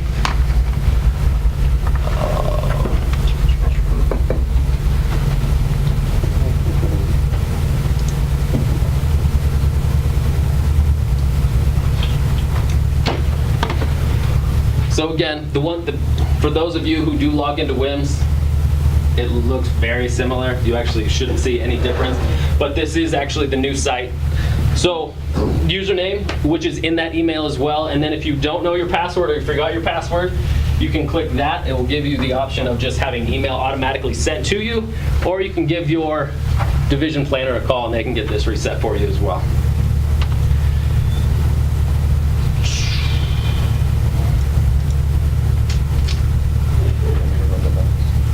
That'd be great. So, as always, first thing that opens up for you is your CIP, unless you're handling 2 different airports, and then you actually have to choose which airport. I chose my airport to be Mac Mesa just because I didn't want to screw up anybody else's data, to tell you the truth. So the big change within the CIP area, top looks exactly the same, but how we have changed this design is we have broken it into planning periods. So very similar to how master plan works. We have a short-term planning period, which is current year projects plus the next 5 years. Then we have midterm planning period, which is 6 to 10, right here. And then, as we've had in the past, we've had long-term as well, which is 11 plus, so 11 into the future. And we really wanted to break it into these 3 periods to give you guys the ability to understand what we're looking for each one of these updates. So as we're just opening CIPs today, our hope is you're going to spend most of your time period in this short term, this 1 to 5 years. Those are the projects we're really trying to get cleaned up, get them really understanding where that money's coming from. Again, shows your current year project right here. And then as with past years, the upcoming 2 years are locked. You cannot make any changes to those. And again, you don't have the ability to make changes to those. That's definitely on purpose. But then going beyond 21 into 22, you're able to make those changes again.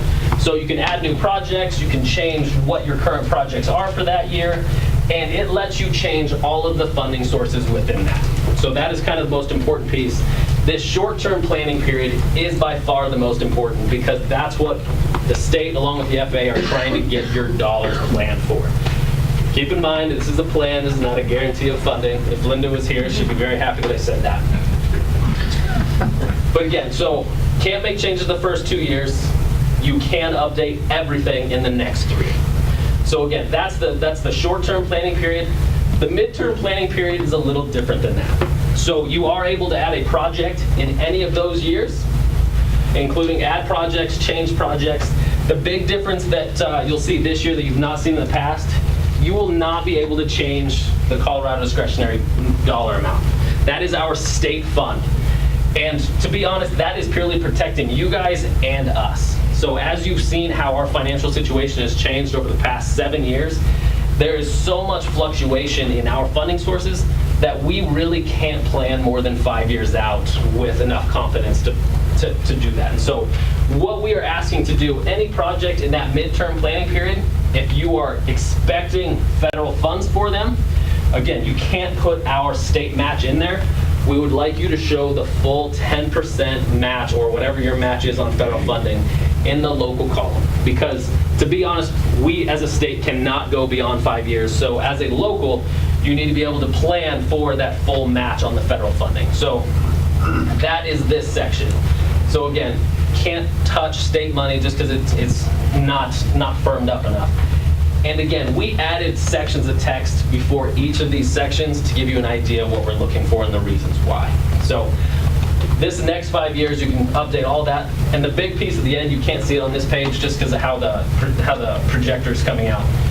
Project cost estimates are going to be huge. Not just for the short term, also the midterm, and especially the long term. Get some project cost estimates, and those need to keep getting firmed up as we kind of get into that short-term planning period. So with the short term, we were looking at the midterm, and now long term. So 11 plus, and again, this can kind of tie back to your master plan because this is very similar to how they have that set up too. So long term, we actually added a field this time because as you add these projects in, it automatically adds a year for you. But we want to know on this long-term project, because it's 11 plus, it could go 40 years in the future, what year are you planning or estimating to have planned for that project? So we have you put the project in, and then the big change here is you cannot change any federal dollar, you cannot change any Colorado discretionary fund. The only areas that you have access to in the long term are your local funding, your PFC funding that you'll put toward these projects, and then honestly the most important one is the project cost estimate. And so as you can see with this project, which I think I was doing a terminal remodel a long time into the future for Magnesa, project cost estimate of $800,000, it's going to be gorgeous. They only have $200,000 to put toward that project. In the background, that lets us know that there is a funding shortage of $600,000 for this project. And so over time, as it gets put into midterm, we know that there's a shortage in funding there, that the locals need to find out what they're going to do, what they're going to ask for, but that also lets the state and the FAA know that there is a need for funding for that type of a project. So again, long term, the only thing you can tell us is what a project cost estimate is, what year you expect it to be, and honestly, how much local funding you can put toward that project. So that's kind of the new setup. We've said this for the past few years as well. So throughout this document and even into that short-term period, we want you to add your local projects you're actually planning on funding yourself. We want that to show up in here. And I think I actually put try the Courier project. I actually funded my own project. I bought an airfield mower. So again, showed project cost estimate of $200,000 and a local contribution of $200,000. That shows the state and the FAA that is a purely locally funded project. You don't need any funds for that. But as you go forward, if you have a project that you're going to fund hopefully 50%, you guys, you could show $200,000 in the project cost estimate and $100,000 in the local, and that would show us that there is a need for funding for that project. So please, that's how we expect flow for this new design. Again, broke it up into years just so we can give you guys a better idea where we're hoping you spend most of your time. But, you mentioned that first 2 years amount of adjustment CIP. Yeah. Things change. What? I'm just asking, what's for that filling out the form makes perfect sense, you have to project and do those things. So is there a process for, as things shift, keeping things out and things closer? Very much so, and thank you for asking the question. The question was, if everyone didn't hear, is if you have changes to make to these first 2 upcoming years, you're out of luck. Just kidding. So what that really does, that makes you start a conversation with the state and with the FAA. We're the only ones that can make those changes for you, and it's very much on purpose, because we have a good plan for those projects in those years, and so if you are making changes, those really need to go through our office. Are they changeable? Yes, especially if we're talking entitlements that you have the ability to change. State funding, we can kind of change that a little bit as well. But all that really does is start that conversation. So it doesn't get submitted and we're like, oh, I guess our upcoming program just got increased by $13 million. So it protects all 3 parties in this. But yeah, purely starts a conversation to allow us to make those changes for you if they make sense. Any other questions, specifically kind of about new look?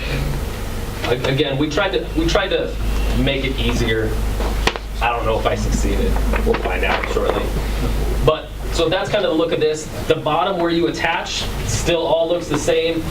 If you need to, private use status, I'm not sure when I attached that, honestly. If you need to move projects between years rather than just deleting and adding a new one, you can actually just do the drop down and select a year. We'll say we'll move a project from 21. I don't have a project there. If you have a project, you just select it, you say which year you want it to go to, and click move. And it moves to that rather than having to delete and add new. So this section didn't change from last year. It's mostly just that top section where it just kind of defines specific planning periods. So that piece was changed. Let me see what else changed. It's been a while. Summary sheets. What? Summary sheets. Summary sheets. So every year we have done this CIP kickoff, we have harped on summary sheets. We finally got to the point where we're not going to harp on summary sheets anymore, but we're going to require them in a different way. So for every grant within WIMS now, other than the 2015 grants just because I was lazy, there are summary sheets attached now. So as you go through, and we'll actually go down to the elements section, this area, again, looks exactly the same. We're doing a runway reconstruction. They're getting all sorts of money from the FAA for this project, obviously. So this shows all previous drawdowns that have been submitted to the state, and we're actually going to submit a new one. So there's been 5 drawdowns so far for the state. They have requested $547,000 in total of the initial $5 million of all the funding. The biggest piece of this now is the summary sheet. So we have developed a way within Google Sheets that we created a document that can be edited by anybody that has the link. And so we have all the information in here. A little bit further right tells you what the project is. But here is a list of every invoice in the project so far. So again, I didn't want to point anybody out, so I just said Aero Consultants, so good job, consultants. And again, this one has 2 different projects. There's a runway reconstruction element, and then there's also a broom element within this. And so I also split that up here too. But again, this is a list of every invoice that have been submitted so far. And then if you go a little bit further over, it shows where those invoices are accounted for when you're requesting funding. So we have the AIP number in there, so that would be their first federal request there, and then 1A, which is kind of our drawdown the description. So I said we have 5 within this runway reconstruction piece, and every one of those we can account for going forward. So as you do a future drawdown, the idea would be is that you are adding another list to the bottom of this. So it would be each of your invoices you're claiming, invoice numbers, what's really included on those invoices, invoice date, and then invoice amount and invoice amount applicable to this drawdown. The reason we have 2 separate here is sometimes, especially with federal grants, you have a non-federal schedule, and so you would still put your total invoice amount here, but not all of that invoice is actually accounted for in this drawdown. So that's the reason for that field. And then in the far end, there's a comment section to explain why those numbers don't match. So this was our way to try to get a better handle on full project scale. It has worked pretty well. We've actually been using this for the past 6 months. And Joe, our amazing intern, has actually updated every open grant all the way back through 2016 with these summary sheets and every invoice that has been claimed so far on them. So these have all been updated, and all you'll need to do is click on that link within the drawdown tab to bring this up. We are protecting this on our side, so you guys can't make changes to things and screw with us. So anytime you try to change things that have been submitted in the past, it should tell you you can't, and if it doesn't, call me please. But you'll be able to add new lines going down. So that was the idea of this, is to really get a better handle. And for us, it has completely changed how I can review these. Because I used to have to go back into invoices and previous drawdowns just to make sure everything adds up. Now I can say, okay, so we've had a total invoices to date of just $1.3 million. Only $975,000 of that accounts for this. And I can actually say, yep, that matches what everything that's been submitted in the past. I'm good to approve this next one. So it has decreased the amount of time on our side immensely, and we're hoping that it actually gives you guys a nice understanding and a nice summary sheet as well for you. So that is the main tab you guys will see. There is another tab associated with this that sums all of that information up together. So as you can see, Aero Consultant, there's the Aero Consultant broom, and Aero Construction Firm, the actual one doing the work. This sums up all of that information for you. We will probably be going as our planners, going in, putting in the contract amounts as those are submitted. But what's nice about this is if you go to the right, we can see for each of those consultants where they are in percentage completion based on their contract amount. So this gives us kind of a nice, a quick look at auditing where we are with this program. Is this one close to closing out? Because obviously the broom, that one's at 100%, so we know the broom's done. We know construction, it's a $2.5 million project. They've only requested $550,000. So we have 78% of that project still remaining. So this kind of just gives us a glimpse. This is kind of for our use. If you can use it, great. But again, this just gives us a quick look at what it's going to be. The big piece is really that invoice list. And this will be a requirement going forward with all drawdowns. So again, Joe did a great job putting all that information in there for you. So Todd, just to clarify, yes. Now that you have populated all of the historic data, yeah. From today moving forward, it's up to the airports to enter all of the new information moving forward, or will you continue? That is correct. We are hoping that at the airports or their great consultants will do that, because this is purely a link. This is a live link that gets you to that document to be able to be updated. So yes, it will be on the airports that as they're submitting these, we won't have a summary sheet actually attached to it. We won't require that anymore, but it will be required that you update that summary sheet based on what you're requesting in this drawdown. Because our planners have been the one to been updating it as those have come in, just because you guys have no idea this existed. So this is, we're rolling this out today, and this will be a requirement going forward. And again, this will be a learning curve on your side and our side. So if you're running into things that don't work, please let us know, because this is an interesting piece for us. This is something we've been working on for honestly the past year. So questions about this exciting thing? One of the things I might add is that we don't do this stuff just to make more work for everybody. I think one of the things that we really tried to build over the last 3.5 years is a proactive view of how our division responds when we get audited. Because it's not a matter of if we get audited, it's when we get audited. And when I first came onto the division 3.5 years ago, we had just finished 2 audits as a result of our financial issues. And we would rather have a position where when we do get audited, we look like superstars. And this is just one of the ways that we can go back and prove to the auditors that we're spending our aviation money on aviation projects that are eligible and accountable, and we've got all the details. So that's really part of what we're doing. Same thing with the crack fill. That's why we really tried to tighten that program up, because it was one we didn't have a very good handle on, to be honest with you. And we wanted to fix that before somebody else told us we were doing it wrong. And if you guys are all working for public entities, you all get audited. That's part of that. The other part of it is we're really trying to think really strategically with what we do. One of the reasons we broke down the 1 to 5, 6 to 10, and 10-year out in WIMS, guess what that aligns with? It aligns with the way you do a system plan. So one of the things we're going to use WIMS for with our system plan that we haven't been doing before, that state statute says we're supposed to be doing, is tracking our investment and how it's doing things for our system plan. We can't really report on that very easily today. So by building this base today, 5 years from now when somebody says one of your system plan performance goals was to have a PCI average statewide of 70, how much did you spend to do that, and did you meet that goal? He'll be able to push a couple of buttons in WIMS, and we'll be able to prove to people that we're doing what the system plan says we're supposed to do. We can't say we're doing that today. So this is all geared to making us do things better and more transparently as a division anytime we have an opportunity. So obviously, we are always open to input. If something's not working or you've got a better idea of how something might work more efficiently, all of us are all ears, but we're really doing all this, again, not just to make more work, but to make us a better operation that doesn't get undue attention that we don't need, especially with a new governor. We get a new governor this year. It's always interesting in state government when you get a new governor. I don't work for the governor, but our board is appointed by the governor. The CDOT director is hired and fired by the governor. So anytime there's a change in administration, we want to be the people that are not getting the attention. And if we are, it's for something good. And with this summary sheet specifically, I don't expect you to remember everything I said coming out here, because honestly, I may have made some of it up.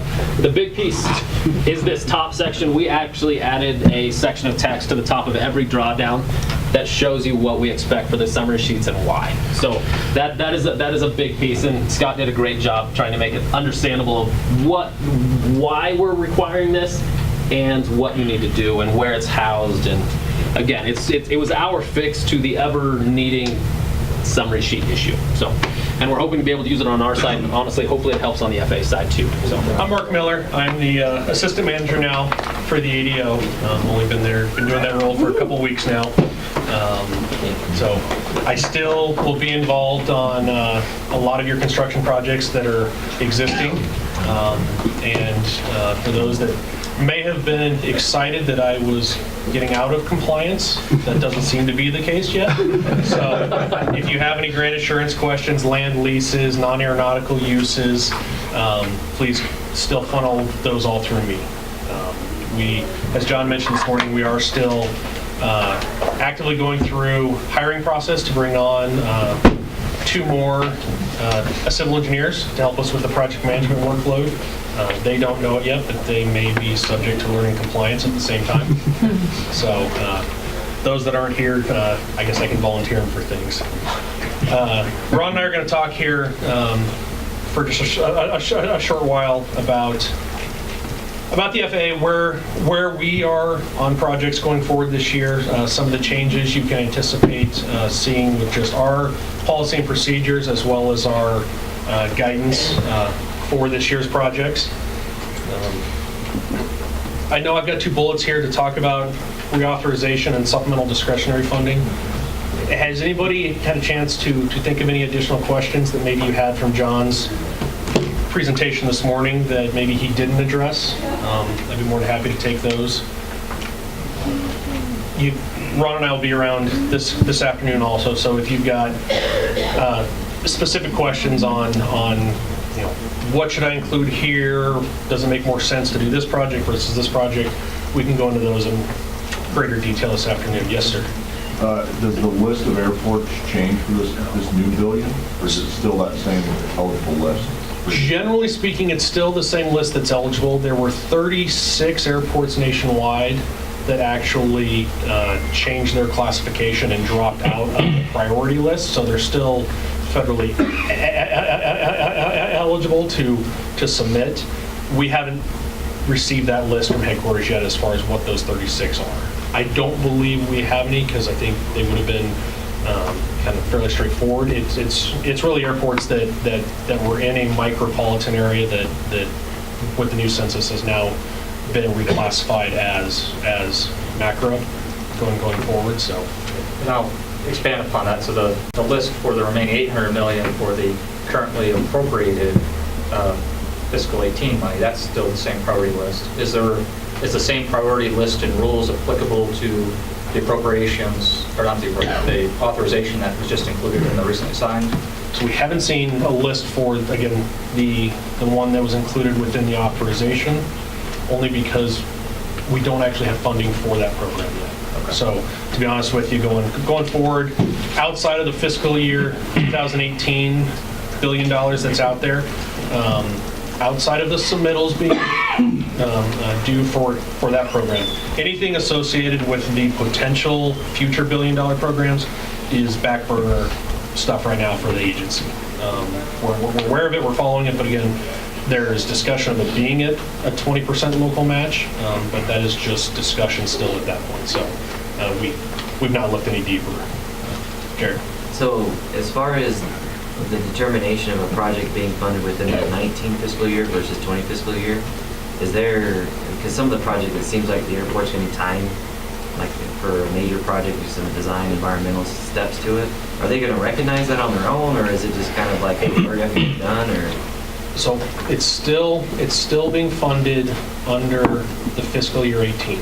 So that remaining 780,000 or 780 million that's left, fiscal years 19 and fiscal years 20, as far as how we see it, is all one timing, one project submittal that's due. I think it's Wednesday next week, by the end of the month. So I would encourage you, though, as you're submitting your justification for your project, if you know that you're going to do design, starting in fiscal year 19, which is now, but the actual construction of it won't take place until 20, I would try to find a way to kind of work your timing and phasing into your description, just to better help, again, the folks back in DC evaluate your project. And it's okay. These ones going forward don't have to be shelf ready today when you submit. We've got that latitude, but probably a little bit of reassurance that we've got a plan. We're not just going to ask for money and say, all right, now what do we do? That you've got a plan in place, that you're starting your environmental, or you've already started it, and your design, you're anticipating bids by February of 2019 or even the following year. So I think that will just help as a bigger picture for the supplemental discretionary. Again, we don't have the magic decoder ring right now. I wish we did. It's probably the most often question that we receive is, will this project compete better than this project for us? And which one, because we want to put ourselves into that best spot. At the end of the day, have a good discussion with your local airports, with your sponsoring bodies. What is most important to you? The question that's come up is, well, how do we rank them when we submit them to you? That if we want to submit 2 or 3 projects for the supplemental, how does that look? And to be honest with you, there's not a mechanism in place now for this current funding allotment for us to rank them internally for headquarters. They're all being received and being considered as standalone projects evaluated with the rest of the country. So if you have 2 projects and you really want one and the other is, hey, we'll just throw it in and see what happens, again, evaluate what works best for you. But if you've got one project that's a 99% and the other one's a 1%, again, you may just limit it to your 99%, that this is the project, this is the one we want to go after, and try and narrow that focus a little bit. Some of the evaluation criteria of, are these runway projects only that headquarters is going to look at, or are they projects that maybe are way further down your CIP? Things that the state and our office have kind of looked at and say, yeah, they're eligible, but the priority funding on a normal fiscal year for AIP funding just really isn't going to compete. I don't have a good answer for you on which one is going to weigh out by the time headquarters gets it. Really what they're going to do is they're going to go through with these projects that are submitted, and I'll say it's a 10 to 15 checklist item where they're going to go down and say, does this airport meet these 15 criteria? And depending on what boxes they check off on those, in theory, Ron, and this is how I understand it, it's going to spit out a national priority ranking for the supplemental funding. It is going to be different than what we typically see on our CIP as far as national priority. For us, CIP management is we start with your runways and we kind of work out. That's how the national priority ranking, and I'll show that to you here this afternoon, or here in a little bit on the second presentation. Those funding rules and criteria really are kind of out the window with the supplemental funding. The only difference, or the only common straw between the two, is that to be a project that can be considered for supplemental, it has to still be AIP eligible as well. So environmental, on the airport layout plans and specs, all those still hold true. Mark, let me just add that when you're doing your CIPs, basically ignore what you're submitting on the supplemental. Go ahead and fill out your CIPs like the no supplemental at this point. If you happen to get a project for supplemental that was on your CIP, we in CDOT will work with you to adjust your CIPs to handle that. That's a good point, because if you were including, an extra $5 million project in fiscal year 19 or fiscal year 20, and you submit it through WIMS and to us for our CIP updates, that 700 and some million that's left isn't going to go all that far nationwide, but it really could pull on a thread of the great CIPs that we've got working with the state. Now, what projects were AIP projects that are in there, and what are projects that were, kind of wish list, supplemental discretionary that gets added. Now we got to go back and figure out where are your actual priorities for your use of entitlements. Shifting gears a little bit, AIP project timing. John and I were joking about it yesterday, but we're almost a month into fiscal year 19 already. What that means for us is continue to reach out if you haven't already. Now is the time to be starting on your fiscal year 19 AIP projects. Sitting down with Ron and with Kristen and with Linda from the planning standpoint to start establishing your scope of works, getting contracts executed so you can get surveying out, so you can be ready to bid your construction projects for next year during the spring time frame. Something I think that has been much better addressed lately, but every now and then kind of an aha moment sneaks in there. Make sure that your current CIP projects, if you want to go forward in fiscal year 19, that your master agreement with your consultant are up to date and matching. That if you've made changes to your CIP and maybe switched a couple projects around, if that new project that you've moved into fiscal year 19 or even 20 going forward were not identified as part of your current consultant selection agreement, for it to be federally eligible from us, you'll have to go out and go through a reselection process to get that work identified. We no longer have the flexibility, haven't for a couple years actually, of, we're going to do runway maintenance here, we're going to do taxiway maintenance, and we're going to do parking lot. But you've got an apron project that pops up in year 4. We used to have just a catch-all line that says, we got these 4 projects and whatever other projects we identified throughout the life of this contract. that is no longer being accepted from the agency standpoint, that to ensure that the projects were fairly competed for, they have to be identified. If not, we have to go out for selection. So every year, that always seems to catch one project where we go, all right, let's go get working on the scope of work. And we start setting pre-design meetings, and we go, and then somebody goes back and looks through the file and goes, actually, you're the consultant for last year's work and the next 3 years' projects. This one's not identified. And really what that does is just causes you months worth of delay from your project. So make sure that you've got those lined up, but really starting your pre-designs and having scoping meetings last week would have been ideal going forward. So please work with your project managers on getting that going, because at the end of the day, I mean, we say it every year, and there's a slide that's later on that goes through all of the key dates for the FAA to run the AIP program. Environmentals are due by the middle of January. And every year we get a lot of submittals before January. And every year in July and even August sometimes, we're still tracking down one-off projects. That really hampers us getting grants out to you timely.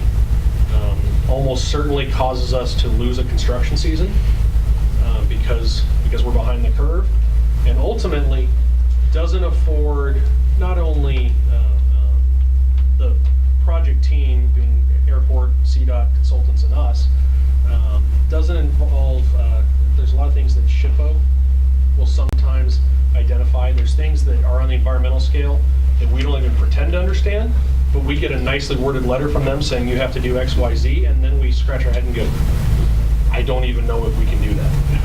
And so, we've been working on this project for 5-6 months with the project team, and we didn't include that piece of environmental coordination up front because it came several months after when we really needed to have that information. So please know that. You'll see that the 1st of July for fiscal year 19 project is going to be a huge date within our office. Not only is it the date that we have asked sponsors to be able to, if you don't have a project, that you are going to report your funds as carryover for the following year. That's our unofficial drop dead date of when we'd like to know. Really with the thought being that if it's the 1st of July and you don't know if you're going to have a project yet that year, you're already into 2020 at that point anyway. So have a good lead time on there, but we're also going to push hard opening bids by that same July 1st deadline. Again, if you know you're going to have a project, July 1st really should be enough time to get your projects out on the street, bids open. So what it ultimately will let us do is if we have bids open by July 1st, we know funding is needed for the project. Are we short? Do we have extra? What are we going to do with it?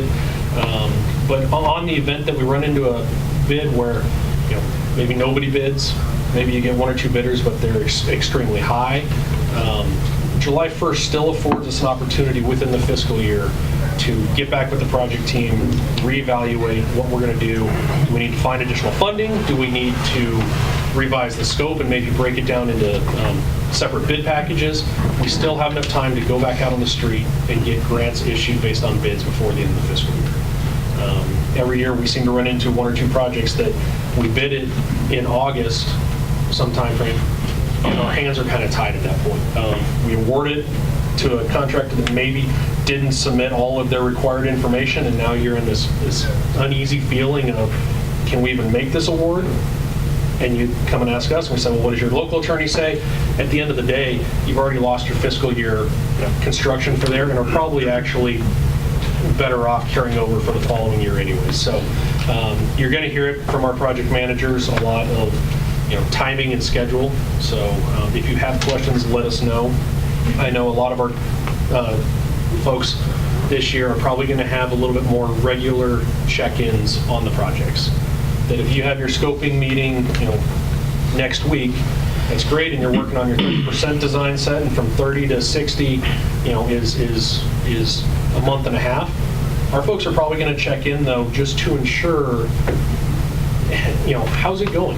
Have you had any questions pop up that maybe we can address now, instead of waiting 6 weeks until we get the 60% set?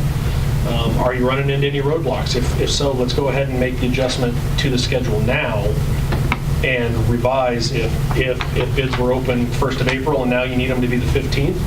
Let's go ahead and get that information changed on the schedule so we can ensure that we're not always just playing catch up on the schedule going forward. With that being said on the schedules, because we're a little bit short or we're shifting all around our engineers, be a little bit lenient with us because we may not get back to you immediately on some of these if we're changing schedules and stuff. So. Yeah. You can always call Ron and Kristen, but you can also just reach out to me.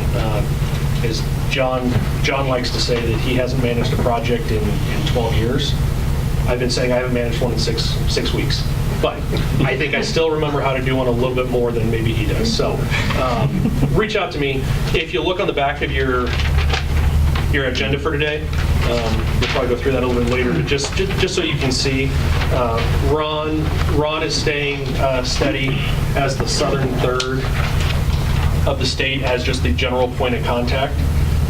Kristen's going to take the center third, which were the airports that I was responsible for as the state engineer. And I intentionally left the northern third vacant.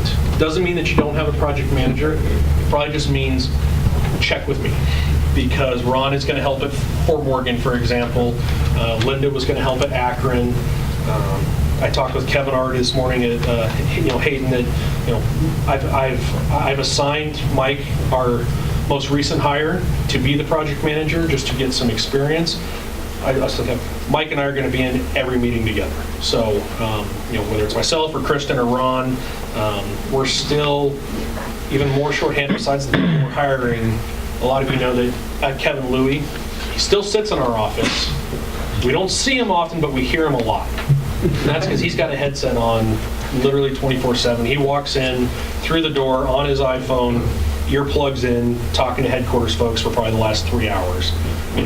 He's rolling in at 8. So he's going to be extended for another 2 years working on the headquarters team, helping with our SOAR process. I mean, just couldn't be a better asset to work on the team, but also gives us firsthand knowledge into some of the direction that we're making for the agency on just how we manage our program. But with that being said, his AIP management is really decreased. So he's got a couple grants that are existing, but doesn't have any future grants going forward for at least this next 2 years. So it's vacant. Doesn't mean, again, that there's not a PM that'll help you out and be assigned. You can always call Kristen or Ron or myself, and we'll make sure that we get you any questions you have. Last on that one I'll have, and then I'll switch gears and let Ron go through some of the new updates for the agency. Since he left early, I'll put it out there that John and I have talked about just getting out to sponsors more, going out on site visits, coming out and making a 2 or 3 day loop through various parts of the states. So I will volunteer his time since he's not here. If you have an opportunity or there's something that you'd like us to come out and see, please just let us know. Historically, it has always kind of been the project managers that have come out and done final inspections or site visits, but John and I are really trying to get out to more airports this year. So keep that in mind, that if you've got an event or something that maybe we can incorporate into our visit, that'd be great. That also goes if you've got new commissioners, new mayors, new board members that you would like us to come out, talk to, give a little bit of introduction to the AIP process. We're willing to do that for you also. Yeah, thank you, Ron. I appreciate that. Last note I had, actually 2. Everybody that does not have access or is needing access to Delphi to submit your federal draws, just know that is apparently taking much longer than we would like it to. It's not an FAA system, so unfortunately we can put the request in, but that's about as far as we have leverage to push on getting it through the system. So if you have some new folks coming on or don't have access or want to change that, get an email request to your project manager or myself, and we'll go ahead and forward that request for you. Once you're into Delphi, though, just a friendly reminder, the amount that you're requesting in Delphi should be your federal percent of the project. So If you've got an invoice, again, at a 90-10 split, and it's a $1,000 invoice, it's the $900 that you're putting in to the Delphi submittal itself. Include the full invoice, and that's part two, is it's an automatic rejection in Delphi if there's not supporting documentation included with your request. Sometimes it's just a quick phone call and say, hey, I got to reject this back. I know you've got the invoice, but it's just going to take, again, another day then to process that request. So please ensure that you've got at least your summary or the invoices attached with it, and that it is at 90% is what goes into the federal request through Delphi. Last note I had for supplemental fundings, going all the way back to the beginning. We talked about this on a project the other day. It is our understanding, really what they're looking for is, if you've got a project that's got an environmental, design, construction, put it in as one request. You got to think of it a little bit differently than how we would manage AIP projects, where we would do, we do the environmental and the design only in 19, and have a separate grant, so that's one package versus the actual scope of work for construction. And really why I'm encouraging you to do that is, if the project rates out well and gets funded, we want to make sure we get it from start to finish. I would hate because Ron and I are not the decision makers, we may know what is best for the project. I'd hate for you to get a grant for the design and the environmental, and then there's a $5 million construction tab that doesn't get picked up through supplemental discretionary, and now we've kind of got a grant that's going nowhere because it may not be something that we have already planned within our CIP. So I know you guys have been very proactive at kind of breaking these into phases so we can manage our grant funds accordingly. In this case, I would throw it all in there. If you've got a runway project, include the runway lights. Make sure that, again, everything that's within that environment is being covered by your supplemental request. If you're doing separate ones, you're doing one for the runway complex and one for your terminal, I think those are two separate scope of works. I would put them as two separate requests. And I'm saying that, and I would hate to have a good project get canceled out by one that isn't favorably received as well from headquarters, to where they just look at your one application and say, oh, this runway project's great, but we can't do the terminal, therefore we're not going to review this entire submittal. So we're just trying to put ourselves in the best position possible to capitalize as much of this funding as possible, and we'll see how we go from there. All right. You ready? We'll go ahead and move on to some more of the technical updates. So just a fairly quick review of where we're at with some of our advisory circulars. These ones that you see on the board, 5316A, which is the surveying, 53418G, which is sign, 534528H, precision approach path indicator, and 534543, which is specification for obstruction light, and the big one that people are real interested in is 537010H.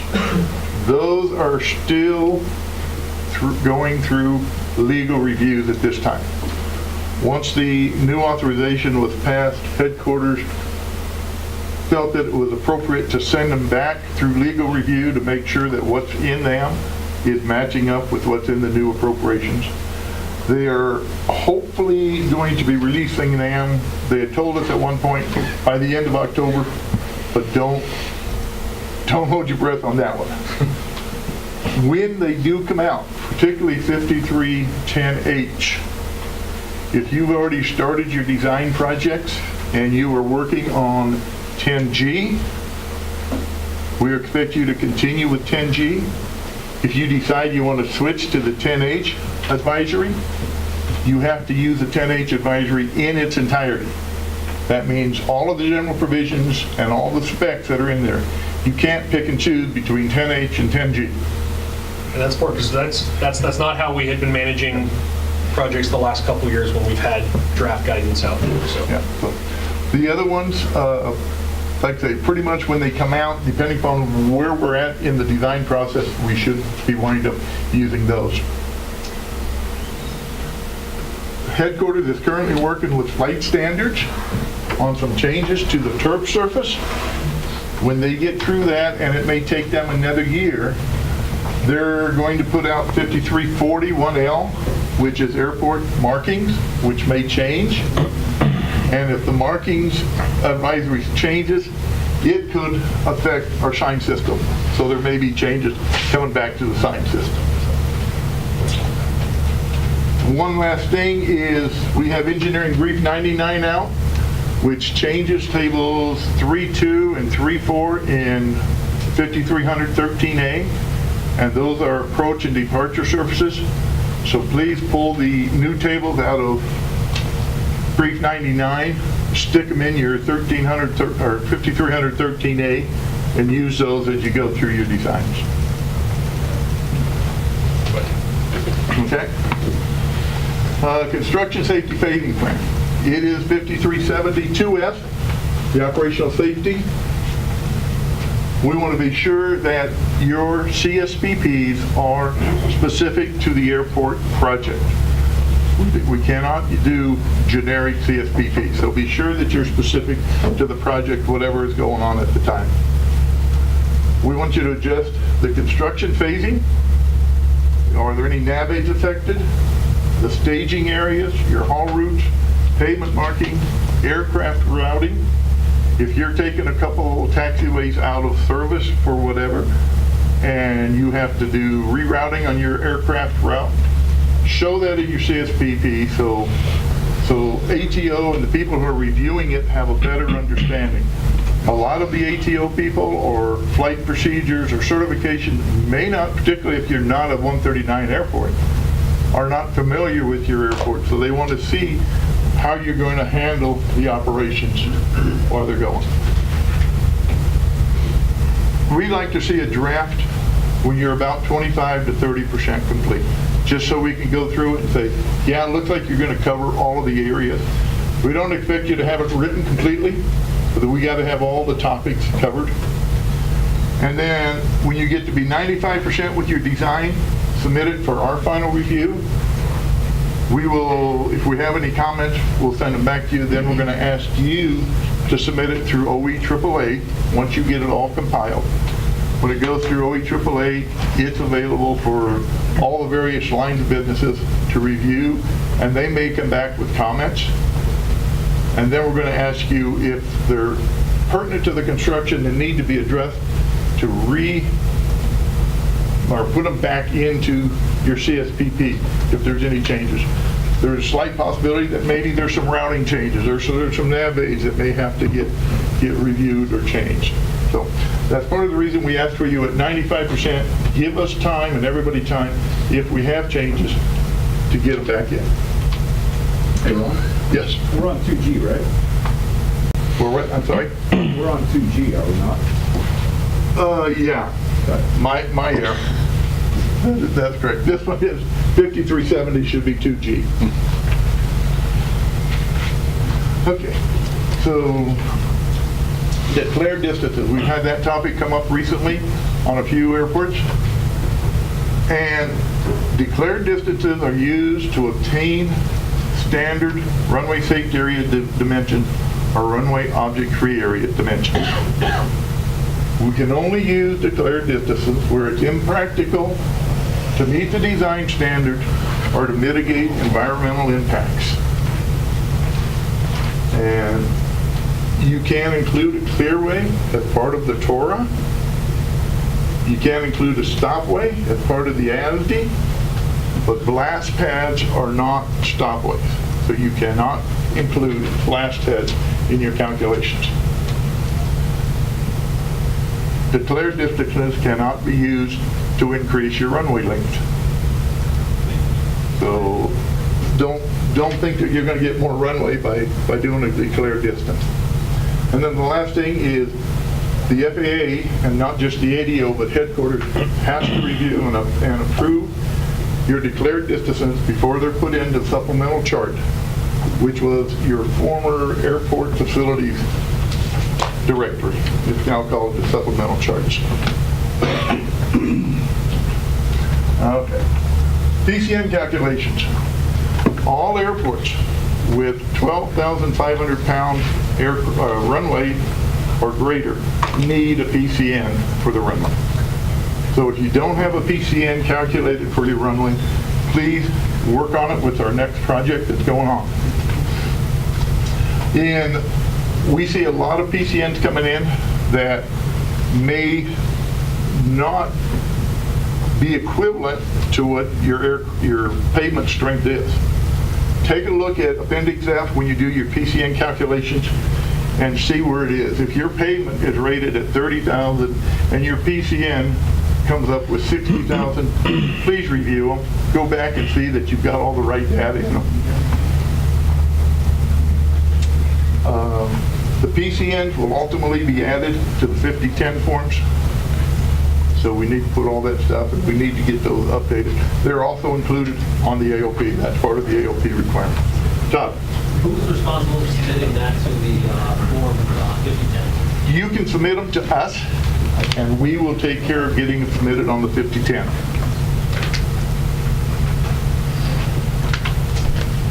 Engineering contracts and change orders. When we do our scoping meetings, we set up a preliminary schedule where we like to see when you submit your scopes and when you submit for engineering fee reviews and your contracts. Those are very important to us. Typically, we're done during our preliminary design phase of the project. So please work on those.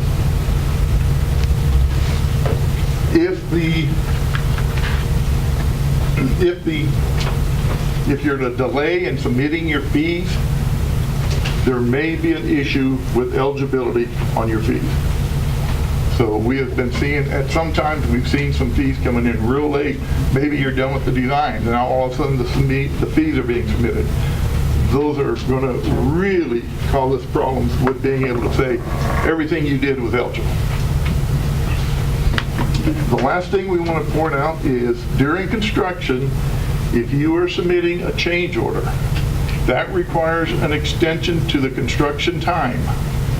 And that extension of time is going to require additional engineering services. You have to submit an engineering fee amendment at the same time you submit your change order.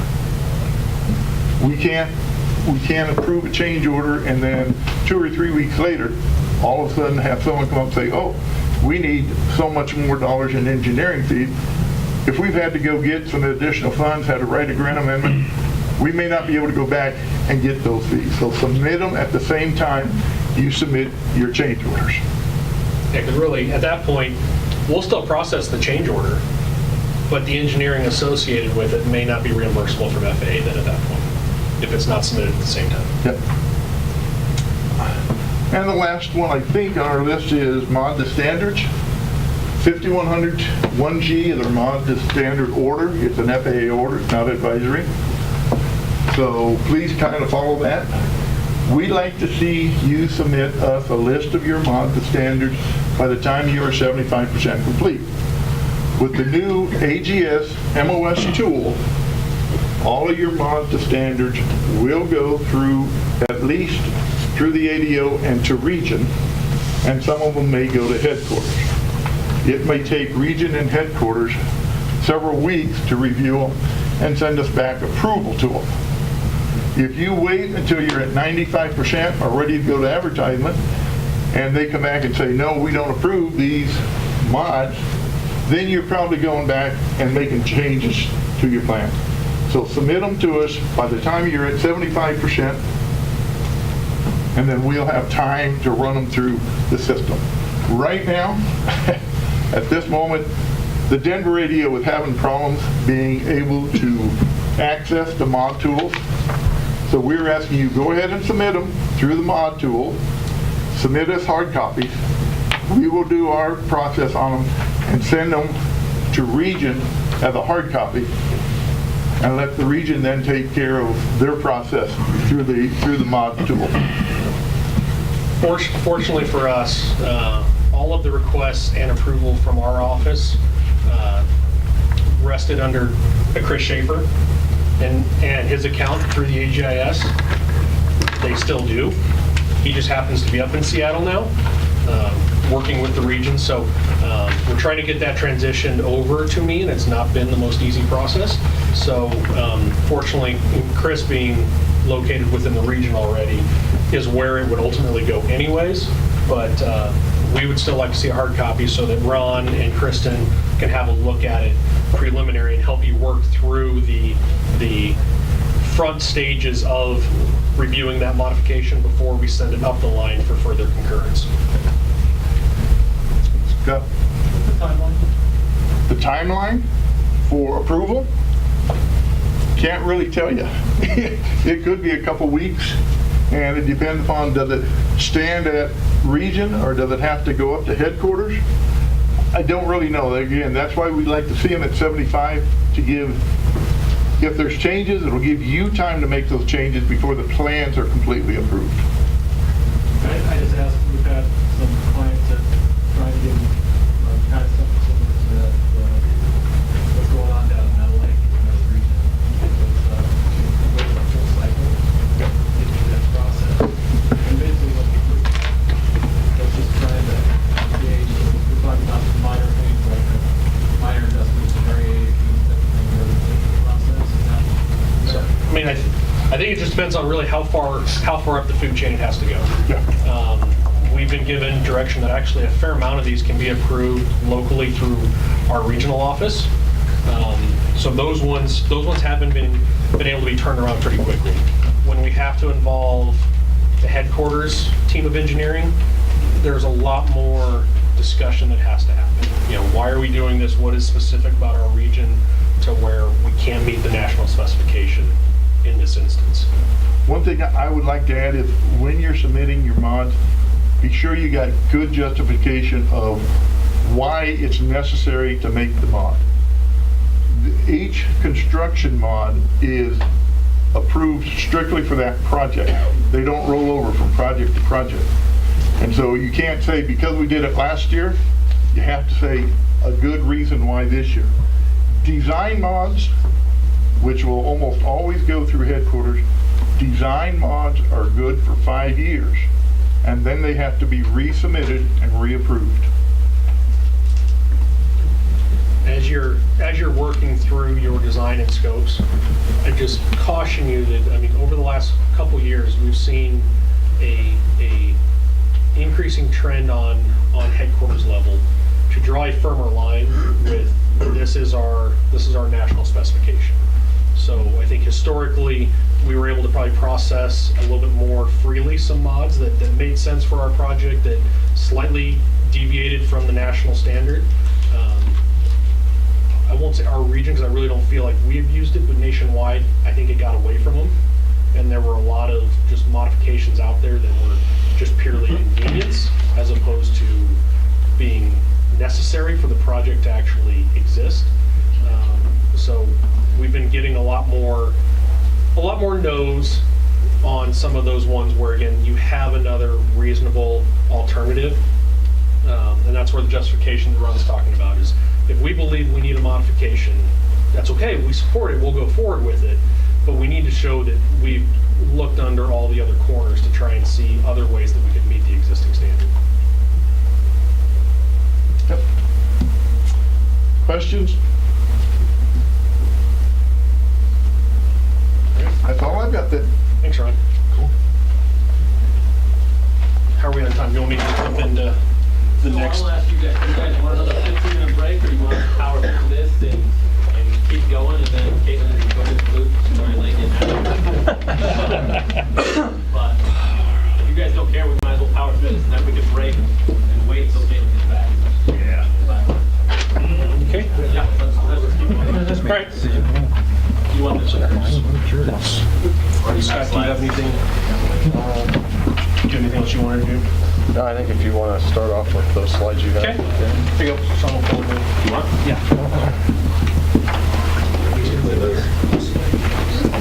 All right, well, good news. Best way to get to lunch sooner, have an engineer give a planning presentation. Linda apologized about 4:30 this morning. I got a text message from her saying that she'd been up all night just not feeling well. So I will not even begin to do this presentation justice. I looked at it this morning. If you have questions, I'll field them as best I can, but really send an email or give a phone call to Linda. She'll be more than happy to walk through this on a case-by-case basis for you. But what our hope here is to just give a slightly different version of previous years, but what does the CIP process look like? How is it tied back in nationally? And what are just some best practices that you can do as you work with your consultants and sponsors to make it easier for us reviewing and really just have a solid CIP that we can go forward with. But where it all starts in this case is at the national level for the airport's capital improvement program. This is every airport within our NIPIAS submits their CIP, and that forms the FAA's overall airport CIP. That is then used to help all of FAA identify and help prioritize the development for the entire NIPIAS, for the system of airports. That report is reported to Congress each year. So she's identified the ACIP order here, 5100.39A. This is the backbone of how we manage the grant program with you so effectively. Where the national CIPs really come into is you can look in everyone's capital improvement program across the nation. You can look at, for the next 5 years, all $35 billion is what is currently shown on the existing CIPs nationwide. For Colorado, she was able to go through and find that you got $592 million just in the state of Colorado identified on CIPs. We just don't have that much money. And that's okay, because it's good to show CDOT where we're short, work with them on some projects, they'd be more than happy to help you. But, as you can see, for us, federally from the AIP, you get $3.4 billion fiscally each year. That goes to cover all facets of FAA for the AIP. So, this past year for Colorado, though, as John was mentioning this morning, how we got 170-some million for our 3 states. Colorado was 86 and change of that. That is fantastic. We couldn't have done it without the partnership and projects being ready to go. Good bids coming in got us more grants. We'll talk about here in a little bit, but just the availability of sponsors being willing to transfer entitlements. I know some of them were identified early on in a 3 or 4 group transfer that CDOT helps manage with some of the non-primaries, but then inevitably there's a couple projects where we had to make just a spot phone call to say, I know you weren't part of a transfer program, you're not going to use your funds this year, can we transfer it to Airport X? And by doing so, we got that airport their full project this year. So thank you for all your help. That's a huge number of just federal dollars going into the state of Colorado. Now as we kind of look on more zoomed in view, looking at your airport CIP, really what it helps us in CDOT do is take your wish list of projects and help identify your priority on them. We've gotten, just probably 7-8 years ago, we had CIPs that were just a big pot of projects going in there with not a whole lot of direction. It's amazing what we get now. You guys have ranked, prioritized, hierarchy, gone all the way through a very thorough thought process on getting it, which has actually helped us get more funding to you sooner. We use these CIPs for our distribution of funds. What's receiving your entitlements, what's receiving state apportionment funding, and where our discretionary is going. We require sponsors, and you guys would do this anyway, but you submit them yearly, and they're really to capture the next projects for the next 3 to 5 years with your submittal. The reason it shows 3 to 5 is what Todd was talking about earlier. Fiscal years 1 and 2 of your CIP are generally locked. Doesn't mean we can't make changes, but we really, it puts a little bit of strain back on our program and our flexibility to be able to accommodate large changes within those first 2 years. So if you've got wholesale project changes to your CIP, generally encourage you to look, years 3 and out accordingly. It shows the next 3 to 5 years. We've got many CIPs that, just for planning purposes, take us all the way out through the next 10 years or greater. We've even run into some of our limitations where our own systems have a cutoff date that we can't put projects in further out. WIMS is great for tracking those, though, because it can go down in the long term for us. What I would ask, though, is if you are putting CIP projects submitted through WIMS and for us beyond the 5 to 7 years, go back in each year and update and validate those cost estimates. Every now and then we get a project that we were showing coming through as $1 million, and by the time we go to program it, it's 2.5. And the whole time we've only been planning in our discussions with CDOT on, all right, we've got this $1 million set aside for it.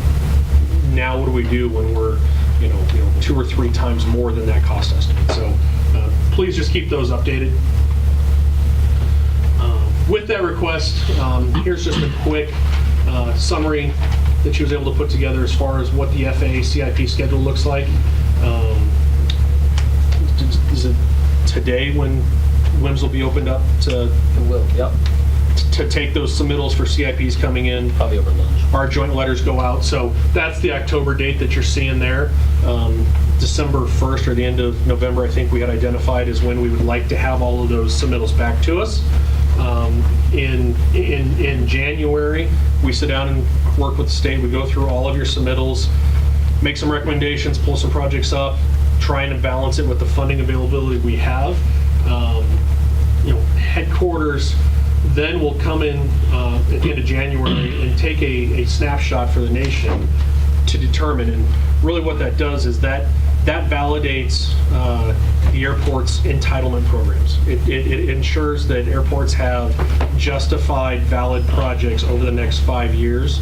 And that's how we're able to maintain at the non-primaries the 150,000 yearly entitlement levels. Something just to keep in mind, and I don't think we probably mentioned it here, for whatever reason, and we disagree with it, but it is just the way that the snapshot is taken, planning projects do not count towards your capital improvement needs. So we've kind of tried to create a backstop of, you'll show a 5-year CIP, and I'll just use a non-primary airport for example. You've got one project each year for $150,000. One of those projects is an update master plan for $150,000. Ensure that within that 5-year time frame, you have another $150,000 project shown as a need. Doesn't mean we're going to be able to fund it, but within your submittal, have a need that'll get you that $750,000 of non-planning work identified. On the off chance that it goes through and you've got your 4 years of construction projects and 1 year of planning, when they take that snapshot, that will spit out the entitlement amounts, it actually will begin to be prorated down. So you won't get the full $150,000. It has happened. Airports have not been affected by it, though, at least within our 3 states. We work with our state apportionment funding. We work with CDOT. We'll ensure that the project is still met and gets up to the full $150,000 for each year that it comes out short. All it does, though, is limit those funds from going to another project somewhere else. So we typically, unbeknownst to probably sponsors, we have a $300,000 pavement maintenance project in year 5 that we make sure is just kind of hiding behind the scenes there for you, so that when that report goes to Congress, you have the required $750,000 of minimum work being shown. Go on down through March. FAA Regional confirmed the next 2 years. That's taken from the January snapshot. Goes down through headquarters, June, July, and guess what? We're right back to October for the following year. When you're working on your CIP and you're wondering what projects to put on here, I won't go through them all, but obviously here's a list of things that Linda works with very closely. And the biggest one is just run a double check to make sure that the project's even eligible, for your federal consideration. And once you identify that it's eligible, the construction or the extension of a taxiway sounds great. What are other pieces, that need to be completed prior to? And that's where she's got land acquisition, environmental, does it impact maybe current haul routes or equipment that might be within those areas. These are all things that have a discussion with your consultant, have it with us, with the state, try to identify, maybe we need to, instead of extend taxiway fiscal year 20 or 21 for that case, you look at it and you go, okay, well maybe we look at sort of what we talked about earlier. We do a design only with an environmental component to it in 21, and we schedule construction for 22. Have that thought process already loaded into how you lay out the CIP of, we're not going to be ready for construction in 2020 or 2021. That'll help you just, again, plan your phasing into your CIP. Look at when you're going to need runway shutdown. What does that do for coordination for some of you with special events, with the airlines? Are there certain years that doing your runway rehab might actually work better just from a community standpoint? Factor that into how you lay out your CIP. The availability of local match is huge. We've had a couple projects that we've had to push only because sponsors haven't been able to match federal funds that became available. Again, if you have good cost estimates, 3 to 5 years out, that's the time frame to start, again, working on your local match, setting aside money for when that project comes, that you're ready to have your share. So with the CIP development, again, find out if the project's eligible, but then ensure that it's justified. And that goes back to your planning process as well as your airport layout plan. It's got to be eligible and justified, which means we need to have it on the LP. That can mean sometimes a pending change, depending on what the proposal is.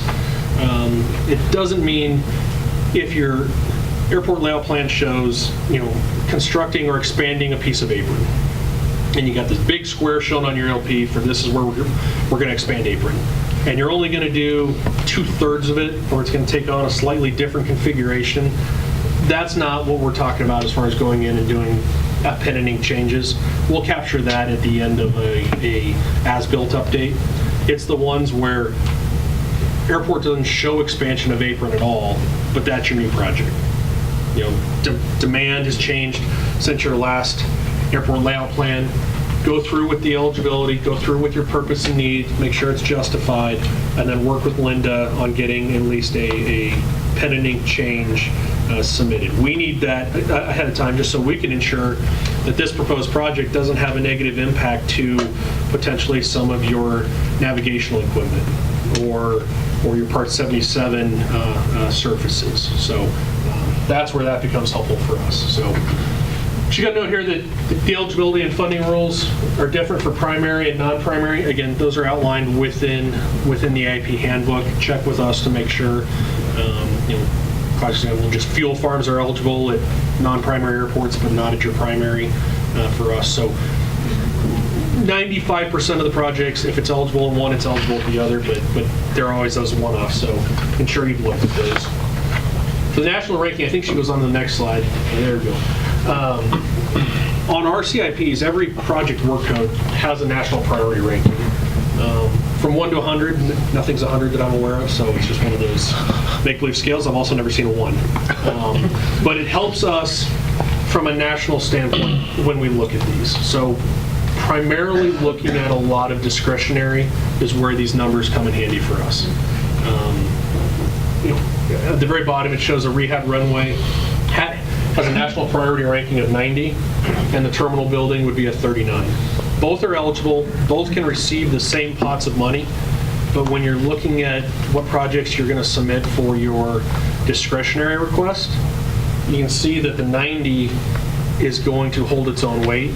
The 39 can be included as a discretionary project, but it's going to require a lot of additional justification.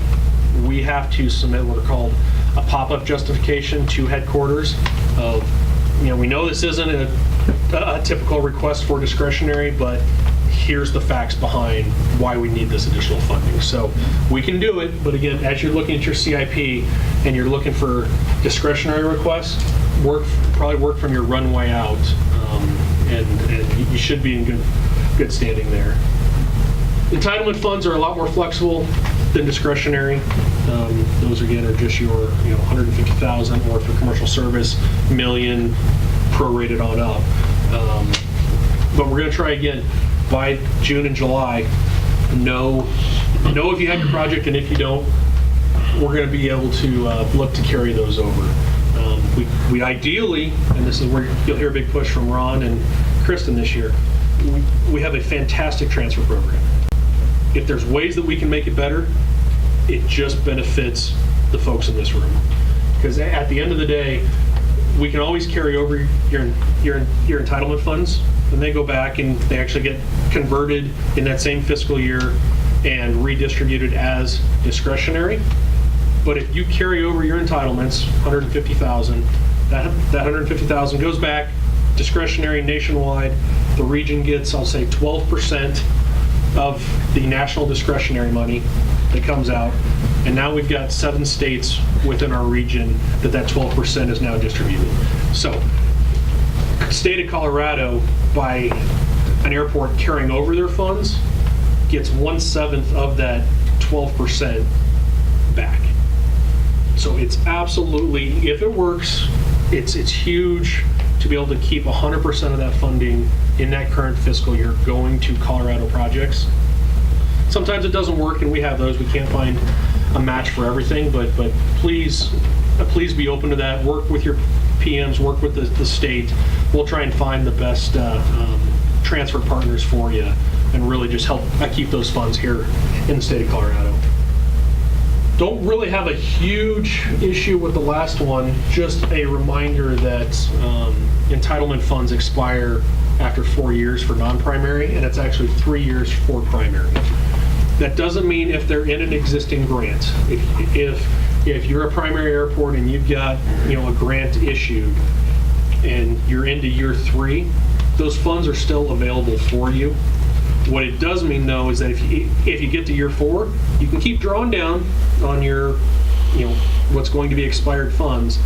The difference in project management, though, is if you have any money left as a commercial service airport in that 4th year that grant's open, and you recover $100,000 of just grant funds you didn't need, but you waited until year 4 before we identified it, when we close that grant, that $100,000 just gets lost back to the system. It goes back as discretionary. Whereas if you know ahead of time, and this is obviously very much case by case, but if you're looking at going into that 3rd or 4th year, but you're going to be below the budget for the grant, you've had some underruns, schedule dropped out, whatever it may have, work with our office, because we can actually pull those funds out before they expire and basically reissue them with a current year grant. So just food for thought as you monitor these projects that take longer than 2 years, but none of them do, right? We're open, closed, 2 years. But we have that flexibility, but we have to know about it ahead of time, because once we get past the point of no return in year 4, the funds are lost, no matter how creative we try to be. For discretionary funding, obviously it's going to change because it changes from year to year how much is available, and that is just a function of how much funding was carried over nationally the year before. So all the entitlements that get carried over and converted in this year automatically come off of the top of the ceiling for next year to ensure that those airports have their entitlements carried over as if they had just stuck them in their bank account. So that's where that will change. Discretionary fundings will typically go to our highest priority. Again, runway and safety projects, just from the national priority ranking, tend to dominate that list. For our office, we work on a ceiling about $84 million each year. That list that we put together every year, we're working on. 2019 is already done. Fiscal year 2020 is pretty much locked in for our discretionary list also. we review that with our folks up in the region, and ultimately we submit that to headquarters as our discretionary list. So discretionary amounts assigned in current and the next fiscal year. So again, we're about 1.5 to 2 years ahead of timing on where these grant funds are, as far as we have 100% knowledge of what's coming down the pipeline for us. A couple things that when you do receive a discretionary grant, the headquarters, and this is just good practice, and it'll be shown here in the CIPs later, you got to use your entitlements associated with that work code first. So if you're rehabbing your runway and you're doing an apron project, your entitlements in your CIP, the way we will fund it through a grant, will be that all of your entitlements go to your highest national priority ranked project. That'll be your runway in that case. So you'll see that, and then discretionary will also accompany it. It doesn't mean that your apron can't also get additional funding, but your apron project actually would be funded solely by discretionary, because your entitlements went to your highest work assigned. Something else that is sometimes floated out there, if you were slated to have a runway rehab project 3 years from now, and you were in the books for discretionary, but your runway's holding up better than you thought, great, we can push out that construction because it's not needed. That placeholder that you had for your $3 million runway rehab is not associated, it is associated with that project, not with that airport. So just because you go, my runway's holding up better than I thought, doesn't mean you get to substitute a taxiway project in its place. You can request a taxiway project, but it goes back through the vetting of how does it compete with all the other airports on the list. It's not airport by airport placeholder for that year. And then the bottom line, it talks about that the statute requires certain percentage of discretionary, goes various things. We've got environmental and noise projects that receive a certain amount each year. Relievers to commercial service airports by statute nationwide receive a certain percentage. So we've been able to keep up on that pretty good. So we talked about that top one here a little bit, that if you're using your entitlements for a project that isn't the highest ranking discretionary project, we will make that change for you through the CIP, but that's where your entitlements have to be committed to. Again, if you're only requesting discretionary, and those two kind of go hand in hand, that if you've got your entitlements going towards your runway project, but then you want to do discretionary for some apron or SRE building or something along those lines, again, we'd like to probably see those switch depending on which fiscal year you're doing. Something that always helps our case when we're trying to compete for discretionary is how are you managing your CIP around that specific year? That if you've got a runway rehab project in year 3, what are your entitlements doing a year or two before or a year and two after? If you've got a bunch of equipment, crack seal, just maintenance projects all the way surrounding this huge $6 million discretionary request in the middle, I can just tell you from experience, we get a lot more pull if we can show multiple years of entitlements going towards that project. Where that helps us is we just show, listen, this discretionary project's a huge project, but it is absolutely the number one priority to the sponsor, and they're willing to pool a couple years of their entitlements in support of this project. Oh, by the way, they've also got, instead of just the 10% match, maybe it's 15% or 20%. I mean, the more justification and skin that we can show is being put towards this project actually really does help us fight for these projects. When we're competing on two similar projects, we find the one that the sponsor's willing to actually put a little bit of their game in as well, and that's been very successful for us. So that's where you're welcome to have the minimum amount, but the more you have available or the more creative funding you can offer a project, the better chance it has.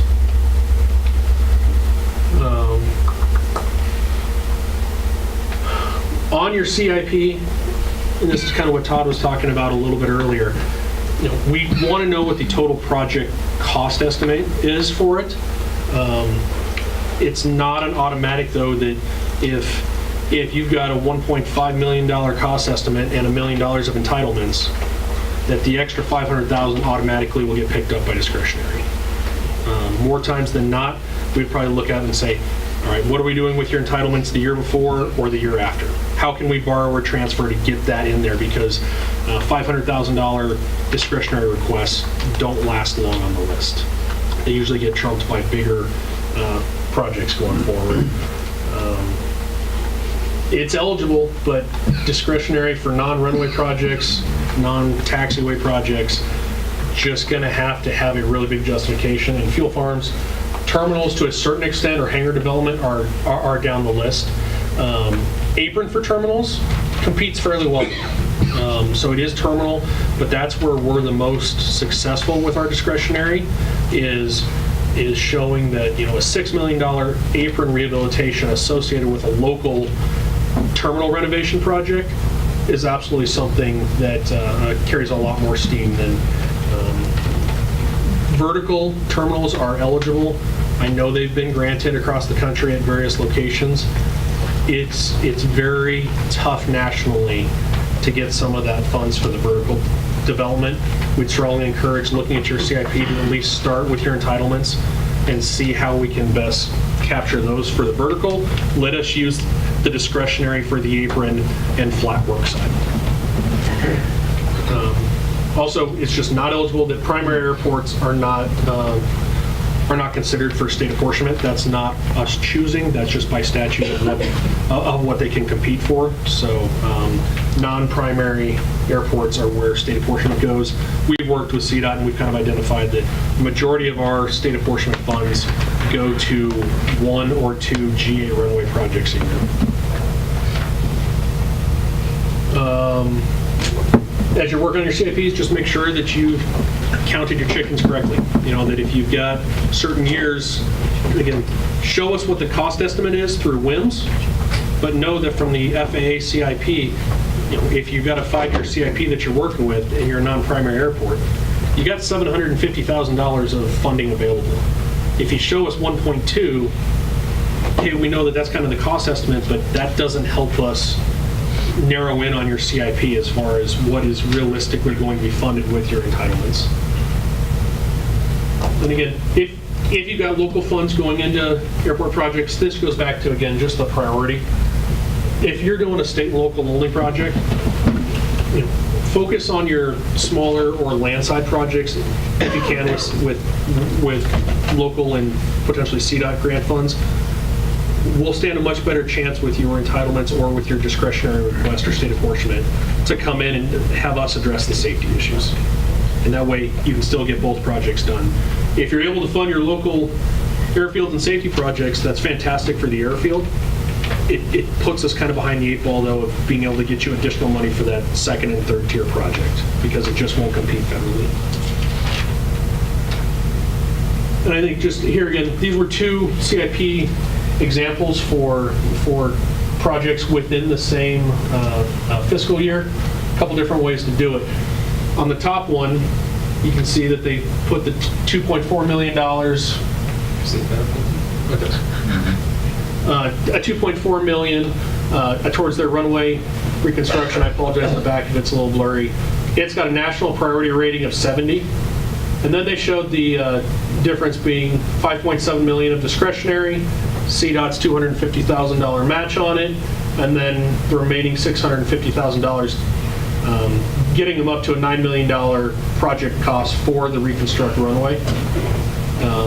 And then they got a terminal expansion also, but the terminal expansion's at a 31. Again, the sponsor has local funding to put towards one of these 2 projects. This is a great way to do it because you put it towards the standalone project for the terminal expansion. It also will actually help you from a constructability standpoint in that if you fund it locally, a lot of our federal grant requirements and the contract language are not applicable. So you'll actually probably get a better bid price if you're able to do some of these lower priority projects as state and local only. A way that causes us much confusion when you submit your CIP, like here on the bottom, that they show 1 year of entitlements, whereas up here it was 2. It was 2 2.4 million trying to leverage an extra 5.7 discretionary. This one wanted to just use 1 year of entitlements for that same terminal expansion, request the full balance needed for FAA discretionary. Here at 8.1, they split CDOT's money evenly between the two. Now they're asking for additional funding from CDOT for the overmatch, and instead of $650,000, they're at $550,000 locally. Again, we're going to have a little bit of heartburn with the CIP that comes in this way, and ultimately request that your project comes back in something similar to this. We're not saying that you got $2 million of local funds to put towards it, but we got to try and, again, balance out our priorities of entitlements, go with the highest one, leverage discretionary wherever possible. Because in this case, we got a chance of getting both these projects. The second one, we'll be lucky to even get the runway at that point the way it's structured. So just keep that in mind, and if you have questions, work with CDOT's planners, we'll work with Linda, Ron, and Mike. We'll figure it out and give you some best case examples on how to go forward. But at the end of the day, this is your planning process. This is you showing us what needs you have on the airfield. Work with us, whether it's at meetings like this, at the CAOAs. More than happy on our site visits to come down and talk CIP formulation also. Because a lot of things change throughout the process. A lot of master plans are a good tool to start from, but we realize that what may have been current for your airport 3 years ago has changed. So let's make sure that we just help identify those projects as soon as possible. That's not my slide. That's not my slide. I'm done. Yeah, no, you're good. Here, you want this? I got it all? Well, thanks, Mark, for explaining all the FAA's, prescriptive requirements and project priorities and how it goes into CIP. Now, I just wanted to briefly speak about what's the state expectation for state and local funding, since we spoke earlier about how we're going to have all this money in the coming years. So we don't have really any prescriptive priorities at the moment. So what our plan is over the next year is to identify the priorities and get a better bookend to where our future discretionary funding is going to go. But as you know, the last 4 years, the only thing we've requested through CIP updates is federal match grants. But this will be our first year where we're going to ask you once again to start requesting state and local funding for projects. And so what we're going to hope you do is starting in the first unlocked year of 21 through 23, you're going to be able to ask or request in your CIP update discretionary funds from the state for state and local only projects as well as federal match. And so we don't necessarily have any priority yet, but we generally follow everything Mark discussed, runway out priority. But this is going to help us through this update identify what needs and projects are out there that we can start looking at where our funds might go in those future years. We don't necessarily have any specific limit, or the percentage will be 90-10, but we don't have like a tier limit like we had in the past to 400,000. So we just want to see you put, what we're going to request is take the highest priority project that you would like funded at 90-10 with state funds and show it in 21 through 23. And then as we go through the updates with the FAA this fall, we will likely cut back a lot of that, trim it, but we want to start planning some of those projects as we develop our priorities over the next year. So that's a big change and exciting news over the past few years that we get to start planning to use more state funding. I know one thing we would like to do, we discussed in our office, as we've seen with some recently funded, federally funded runway projects. We all know that you can only go so far on a connector, for example. One thing we would like to start thinking about doing with state funding is maybe come into those projects with a state schedule that allows us to maybe get all those connectors done while you're out there. It has created a lot of challenges, and having this nasty pavement on half a connector and a perfect pavement on another connector and never getting to it because of a lower priority on taxiways. So those are some of the things the state would like to maybe start thinking about as we coordinate with the FAA projects and take advantage of prices and mobilization while we're out there.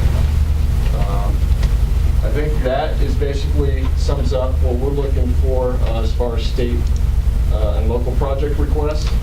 As you saw earlier, Todd mentioned the new layout for the CIP in the WIMS portal. I think if you've all had time to think about it, any other questions about the new layout and what I just spoke about? Is there any questions about how we would like to see requests for state and local funding? Well, the projects that were in the CIP submitted last year, we guys already have those transferred in for the years 1 through 5. I'm sorry, could you say that again?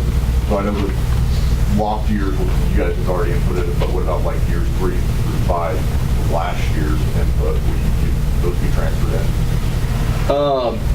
Yeah, everything you submitted, well, that was approved by us and the FAA after our review last year is still in WIMS. Yeah, so you'll just update what exists in there from the last update. But the update is key. I mean, even year by year, between year 4 and year 5, if you've got project cost updates, it helps us greatly to know those year by year, instead of just the current year that we're looking to fund them. And Mark did talk about that earlier. So you are correct that as a project last year was in the 6 through 10 time period, now it's in the 1 through 5 time period. Make sure you're updating those project cost estimates, that last field, because that project will automatically be moved in there. But that is something we need you to look at every time we do CIP updates for every project, and especially that 1 through 5 period. We need to be able to start planning for the right amount. And I think one other thing, I mean, just as an FYI, we're only asking for state requests in 21 and 23, but as you heard earlier, we may or may not have more funding we need to find a home for next year. So it's very possible we could have to possibly pull some projects from 21 to 20 if we've got some extra cash lying around this time next year. So that is our plans from the state perspective. But I mean, obviously, I mean, just since we haven't flat out said it, in case anybody's not aware, WIMS is your only process for submitting the CIP to us and the FAA this year, as it has been in recent history. And one thing I'll jump onto this too, because we've talked about the supplemental discretionary a lot. So as we know, one project got selected in Colorado. So we had quite a bit of money planned state money planned for that project because it was going to get discretionary state apportionment.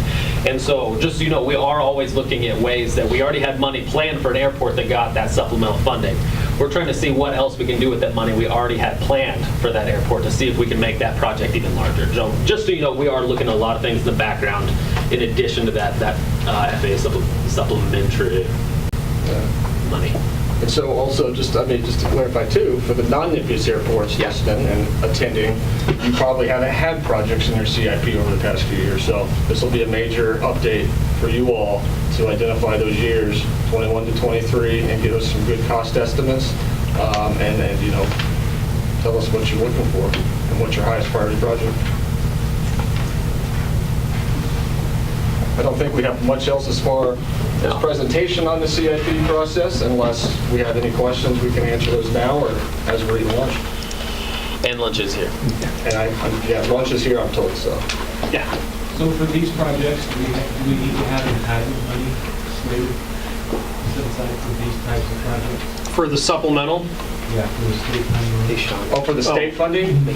No. The entitlement process that Mark spoke to in the priority to get FAA discretionary, that's kind of separate from the priority and funding list of the state-only funded projects at 90-10. You know, we might piggyback and help support some of their projects, but ours does not require entitlement funding.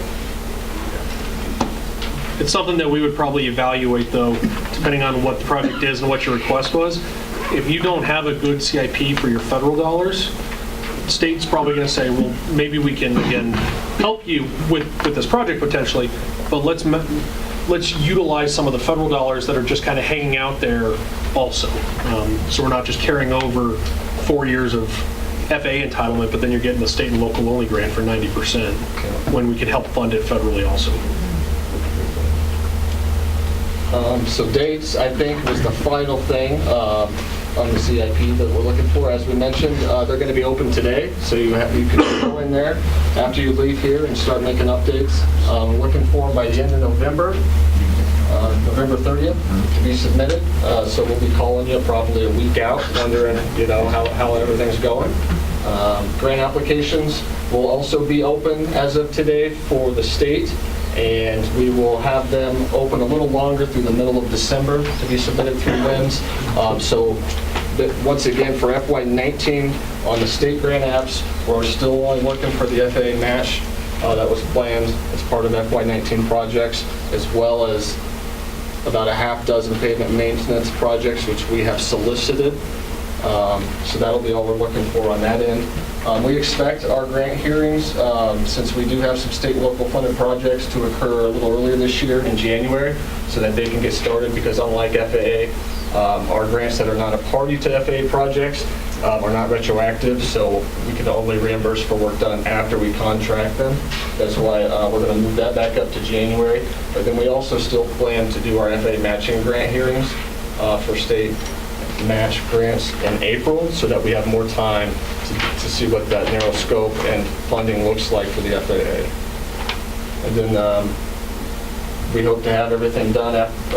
I think Mark mentioned it earlier, we'll meet with the FAA through December to go through all the CIP statewide and mesh our funding with theirs and priorities, and be done with that by January. And at that time, that's when we'll get a notice from the state saying that updates have been made based on priority, and to go in and double check anything we've done to reorganize the funding request. But Mark, if you wanted to talk about some of the federal things. Well, again, just with the environmental and grant applications being for us in the middle of January, again, if you've identified your project, grant application should be one of the easier things to actually submit. It's amazing how every year we seem to have a project or two across our 3 states that we have funding, we're ready to issue it, and we go and we look through our files, and the sponsor hasn't asked for it yet. And that ultimately causes us a little bit of delay and a little bit of heartburn as we're trying to get a grant out the door, and we actually don't have the formal request through the application. So environmental, Candace reviews all of them for all 3 states. So we put the middle of January because honestly she just needs time to be able to work through them all.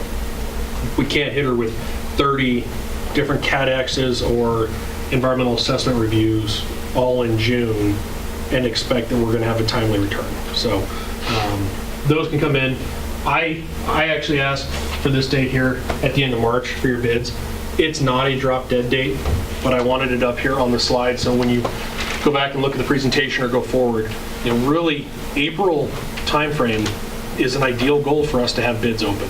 Gives us flexibility, gives us an opportunity, hopefully, and it'll be project specific, but gives us an opportunity to get out in front of contractors before their big season starts to open up. Maybe we get out in front of some highway projects, whatever it might be. If we're on track around that March-April timeframe to have bids open, we still have flexibility within the year. Completely understanding, we may not have federal funds 1st of April ready to give you a grant. It's been that way year in and year out. We just kind of have to wait and see how the actual funding, once it's authorized, lets us distribute it. But better for us to be prepared and wait for money coming than have money coming and us not being prepared. So at least then we'll get to the project a lot faster if we have it ready to go. And on your projects, that may mean 90-day bid holds, or at least have your project ready to bid in March. If we sit down with the project team and we go, yeah, we don't think federal funding's coming for another 2 months, just through all the hoops in the process, all right, maybe we sit on that set of plans and don't actually go out for advertisement, and we wait a couple weeks until the timing's a little bit closer, so we don't leave contractors out there quite so long. But again, that'll be case by case. Being ready early is going to be huge. We issued way more grants than we wanted to this year in August and September. To be honest with you, I don't think we're going to do that again this year. Some projects will just have a harder cut deadline of, if we're not ready by a certain time frame, we're going to carry that project over and we'll do it next year. It honestly is just, it's too much of a burden with too many uncertainties and variables at the end of the year for us to plan on how we utilize those funds. And really it really starts to jeopardize your program, because if we reach a certain point in the year where we have not reported funds as carryover, to where it's recycled back as discretionary, there comes a time in the year when we're no longer issuing discretionary grants at the end. And if you got your entitlements and at the last minute you say, yep, just couldn't pull it together, late August, we're just going to carry over, headquarters is done converting those funds to discretionary. Those funds are not protected as carryover that was supposed to be back in July. There's a chance that those funds are no longer carried over and they're just lost to the system if you can't get your grant executed for whatever reason that year.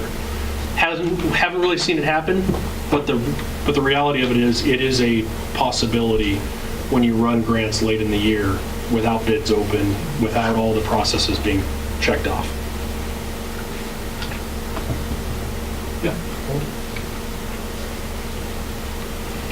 So I think what we wanted to ask for next is, as you know, coming up in January, we're going to have our winter CAOA here in Denver, and we're going to always, as always, have time set up for you guys to request meetings with us and the FAA for many JPCs.